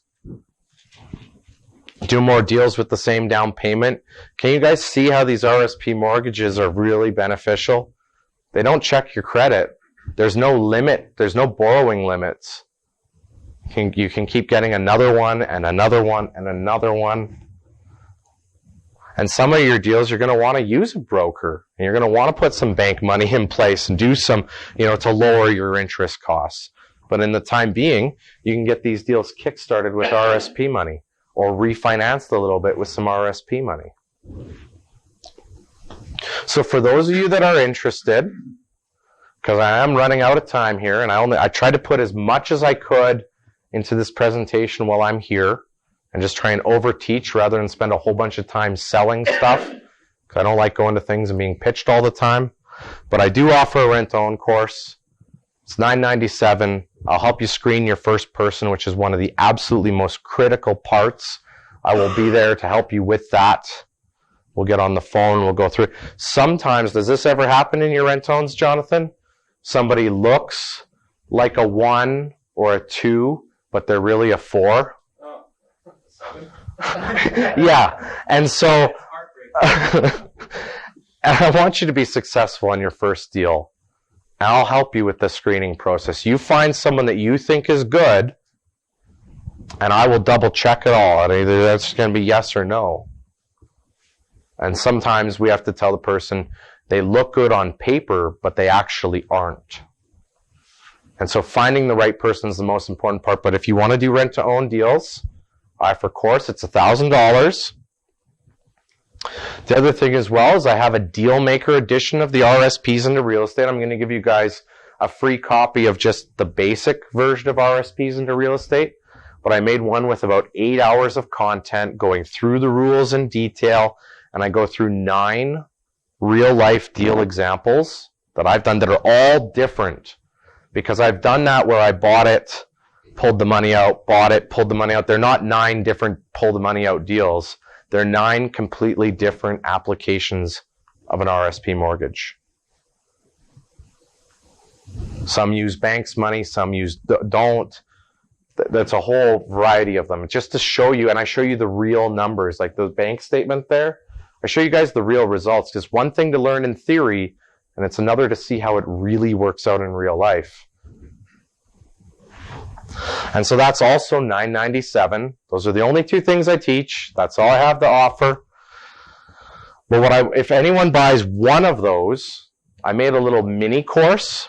It's a $500 value, but I'll include it. If you buy either one of those courses, I will include finding and working with joint venture partners. And that's going to give you the tools, including some legal contracts that you can use when you're out raising capital. I go over some of the right things to say to the person and where to find them. One of them is real estate clubs like this, but everyone's looking for deals. So you do need to go elsewhere to also find money for your deals. Some of it might come within the room, and I encourage you to do business with each other, but you will have to do a bit of other looking if you want to do more than one deal. And of course, you have my support with it. You can reach out to me, talk to me about it. I met with this person. This is what they said. Why didn't they do my deal? We'll dissect it and figure it out so the next time you go out there to raise money, you get it. And so if you really want, and I've never offered this before, and this will never be offered online, and this is a slide I just created now. You can see my spacing is wonderful. But I decided I would bundle them together if somebody really wanted to learn both, and I would still include the free finding and working with joint venture partners. So if you want that, if you want them both, the other 2, you can get them at johnsimcoe.com. There's payment plans if you need as well. They're about $300 a month payment plans where the courses are taught. The online portal is and where you log in. But if you know that you want both of them, this is the only time it'll be offered. Nobody's ever seen it before, and I don't know if I'll ever offer both together like that again. But if you know you want them both, that's the time to get them both. Otherwise, pick up the one you want, and I'll include that other mini course with it. So you can come see me, you can come see Rose after the event, or whenever we take a little kind of wind down, and I can get you set up for that. And then there'll be more phone calls afterwards as we work on your deals. All right, so thank you everyone for giving me your time to share something new.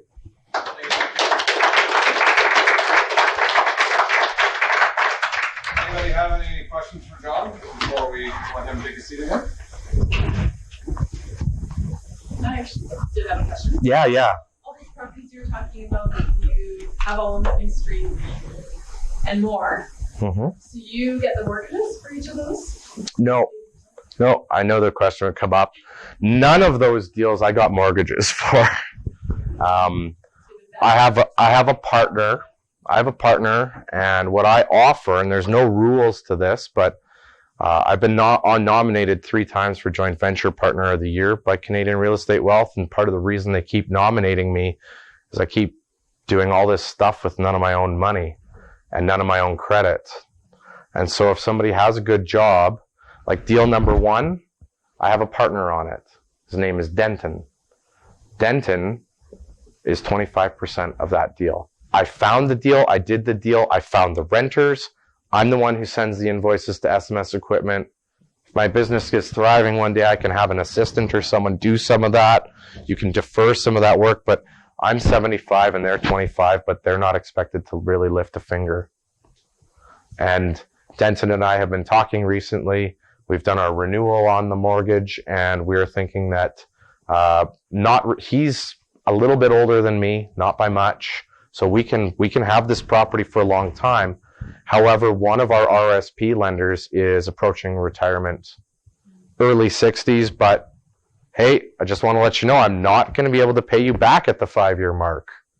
Market's gone down. They also live in Fort McMurray, and they totally get it. I said, but I have another plan to be able to still get your money out.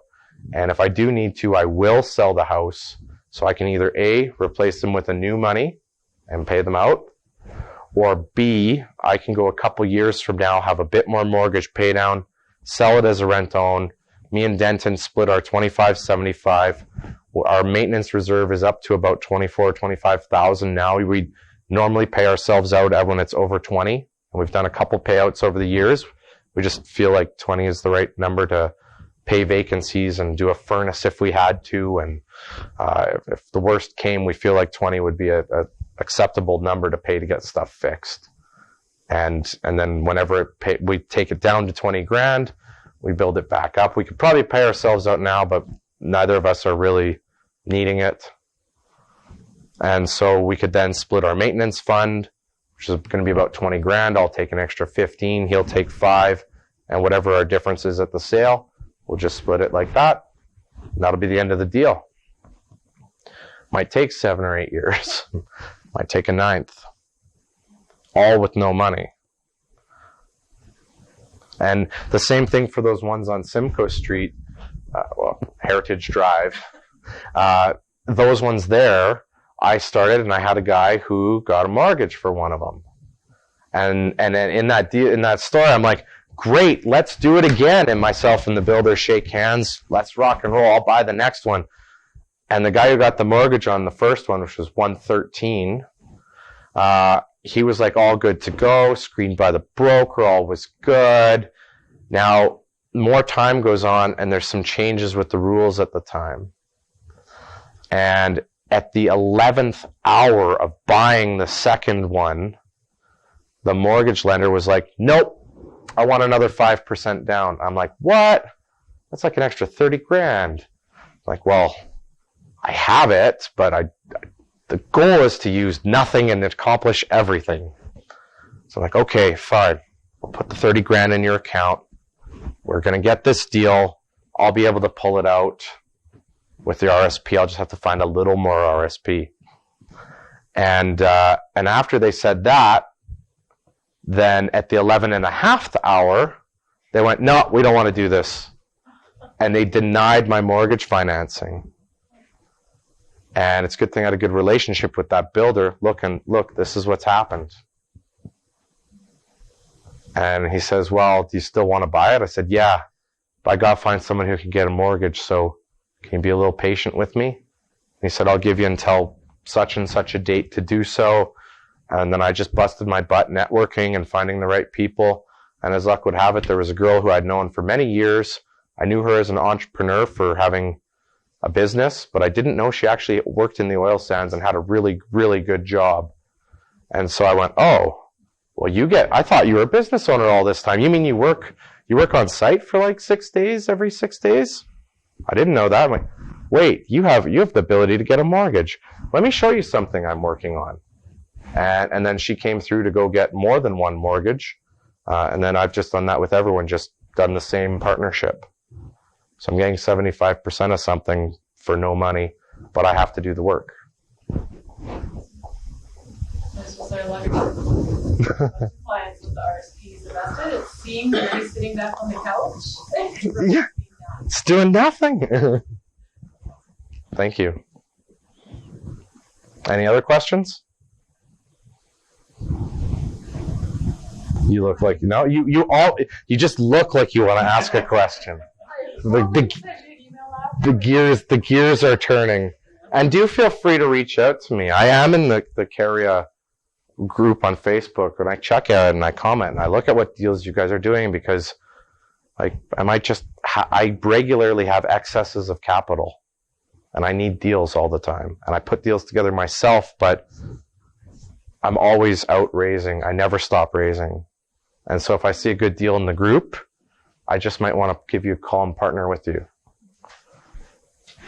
And I love partnering with Sean and Jonathan. I've partnered with them both for many years. These are guys of integrity. If you don't do a deal with me, consider doing one with them. Or doing one with us. Or amongst yourselves. Sean, I have a quick question. Yeah. So when you said you could do 100% finance in your first and your second, and then you said as long as they say there's enough equity, what's the percent of equity and who is they? They is the lender. No, Olympia will allow 100% of appraised or assessed value. Your lender might not be comfortable going to 100%. If they understand that they're acting like the bank's gotten away from doing 100%. Now, I'll often do 100% on the purchase price. Like I could do that whole $650. I actually did $690, and I bought the place for $650. But the only reason that was okay in that example is because it was worth $8. So there was that extra equity. All my lenders knew that. And even as the market has gone down, those lenders have always had a little bit of an equity buffer versus being upside down. If I owed more than the place was worth, I couldn't easily sell it. Now, if those people really wanted their RSPs back, I could sell the property and return it to them if I couldn't do anything else. So that equity, it depends on your lender, because the lender, if they're not repaid, they're going to foreclose on it like the bank. And if there's no equity or negative equity, then the lender's going to actually lose money. That's one of the only scenarios where a lender loses money, because statistically, 99.9% of these RSP mortgages work out exactly as planned as when they were set up. That's an actual stat about these. So it's only when things are over leveraged, or there's false appraisals, or which appraisers really shouldn't be doing. It's only when there's a bunch of meddling like that money can. There's always like some type of property behind that. And so you always want to make sure that it's worth a bit more than the person owes on it. Yeah. So in that case, it's private loan. The person that has the RSP is the lender. Mm-hmm. It's just they're the go-between. So yeah. Their 100% is okay, but it's what the lender wants. Olympia will allow it. Some lenders will lend money in this form up to 80% like the banks. Some will go up to 90% like the banks and make a little extra interest. And some lenders are perfectly comfortable. It depends a lot on the trust level you have. I have a lot of lenders that are completely comfortable going to 100% with me because I have a good track record and I do have a plan. Now, if I said go to 100% with me on this declining market and I'm going to rent this out for the long term, that property is going to be worth less and it's going to fall faster than I'm making payments. And that's just not a good deal. But if I said, go 100% with me, I'm going to buy this condo, I'm going to put $7,000 work in it, it's going to be worth $250. We're doing 100% financed on it. but it was actually worth about 220 when we bought it, 220-ish, maybe 225. We just got a good deal on it, that's all. There was no realtor involved. There was no fees for the seller. The seller agreed, okay, 182 is a fair price. We crunched our numbers and figured that that would work. And so the place, yes, it was financed at $182,000, but our appraisal before purchase was about 220. Even though the purchase price was 182, it was worth quite a bit more. And so my lenders for that, who did the first mortgage with no bank, were completely comfortable doing the whole amount. And that was a BC condo where you have to pay transfer tax. And because the appraisal was that much more, we were able to borrow actually money from Olympia to pay the transfer tax and the lawyer fees. That truly costed $0 to buy that condo. How quickly are you putting deals together in terms of like, if someone came to you and they had a great deal, a house that you were going to pay $500,000 for, it was worth $625,000, can you just not like turn to all your contacts, get the whole $500,000 to that deal's done like in a week, and then could be to the bank after? Yeah. Is that well, the order of every deal is going to depend on every deal. If you call me and say that you have a property you're going to be closing on in 7 days, and it's $500,000 that you need me to find for you, I'm probably just going to say no. Because for me, that's too much of a rush. And I'm involving third-party people. And although their money is secured, they're ultimately trusting me a lot. And if I'm rushed on the due diligence phase of looking at it, sleeping on it a couple days, I make decisions extremely fast. But then my deals, when I'm thinking about, is there a better way to do that? What if we do this? Do we need to use all $500,000? What if I showed you a way that we could use $50,000 and do the same thing? Right? And for me, borrowing the least as possible to accomplish the same thing allows me to pay a higher return on the money I borrow, which also allows me to beat what other investors are getting paid from other people like me. Or at least, if I'm at least matching it, maybe they just like dealing with me and just prefer that. But I truly try to help them retire. And I think when people see that, they want to work with you. And so if you come to me with a deal like that, it's possible. Most months I raise about $1 million or more right now. My record-breaking month, personal best, was $2.3 million one month. So I have limits. And when someone comes to me and they say, John, and I get this, like, I got this big development. It's in Ontario. It's popular. I'm going to build all these townhouses. And we need $2.5 million to get started. And I'm like, okay, when do you need it by? A month from now. Well, it's not that I'm not confident with myself, but if I take that on, there's nothing else I can do. Any other deals that come to me are not, I have to say, no, I'm working on something else right now.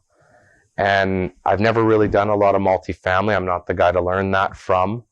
But for me, it just seems like I find 100 and 200 grand like all over the place. And that's what most of these house deals need or less. So I'm just like, house deal, a certain date we need it, I got it, done. And we go to the next.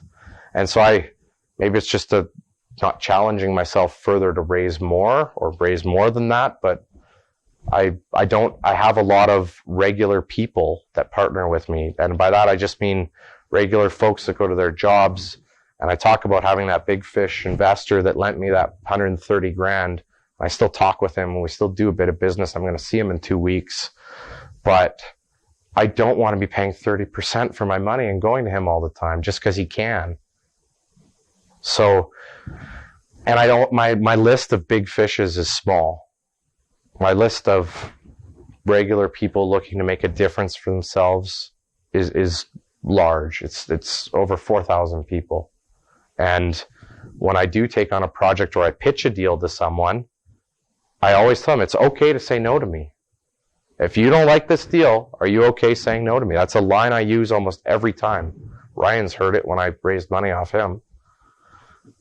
And are you okay saying no to me? I give them permission to say no. And then I also, if they don't want my deal, maybe it's either A, not the right time. Like even very wealthy and rich people don't always have the amount of liquid cash you want. They own assets and they have cash flows and they have things like that going on, but they're not always in a liquid state to send out money all the time. So the answer might just be not right now. But if somebody does not want to do a deal, it's totally okay. But I also tell them, like, if someone comes and talks to me and says, John, I got some RSPs, I'd like to work with you. Great. I would love for that too. Let's put a deal together. Well, what would you like? Oh, you want retirement income? I'm going to set a deal up that gives you some monthly income. And if my deal doesn't give you the return you want, then I'm going to find a way to give you a balloon with some more later, maybe when the property sells, kind of like that Simcoe maneuver. But I listen to what my clients want. Do they want monthly income? Is it a lira they're going to grow for the next 30 years? It's a slightly different repayment schedule that I'm going to set up for them. And I'm going to put a deal together that's going to follow that repayment schedule. There's no point in setting up a monthly payment on a flip deal when you're not generating rental income. Doesn't make sense to me. But so I listen to what somebody wants, and then when I have what they want, I give them a call. I have this for you. And if this either now is not a good time, or you've changed your mind, or you just don't want to do it, or you spent the money, or wherever, did a deal with someone else, whatever it could be, that's okay, because I called you first, and I can always just send an email out to my list. When you guys do get that free tool, that RSP into real estate tool, I'm going to put a link in the Facebook group for all the members. When you do get that tool, you're going to automatically get signed up to my newsletter. And you might get an email that says, come watch my YouTube show. And then after that, you'll get my newsletter once a month. And I don't like to spam a bunch of other stuff. I just don't like to waste spammy time. So I like to deliver content and value when I send that newsletter out. And guess what? You might open one of those newsletters one day. I send it out myself. Any one of those 4,000 plus people can reply to my newsletter and it comes right to my inbox. And often I'll write a little article out and people will respond to me with the wildest things that come back from writing this newsletter. I've written it for over a decade. I'd encourage you to have some kind of follow-up plan, because in a year's time, if I didn't send you that email, you might forget who I am if I wasn't so good looking. But because now every month you get my newsletter, now might not be the right time, but a year from now, 2 years from now, 4 years from now might be the right time to do a deal. Some people work hard and save up for a long time, and you don't even know that their goal is to do a deal with you because they just never talked to you. They met you and they read your stuff, and then all of a sudden I get these replies to my newsletter. I'll be like, rent to own in Red Deer, special with Sean Claremont article. And I'll get this response that'll say, John, I'm inheriting $900,000 and don't know what to do with it. I'm like, that has nothing to do with Red Deer. It has nothing to do with Sean. It has nothing to do with the article I wrote. But my name is in their inbox once a month, and they remember who I am. And it's just one of the things that people will come and do your deal when they're ready, too. And when you have something to give them that they want. Any other questions? Good? Okay, well, thank you very much. Let's give it up for Jennifer. Thank you.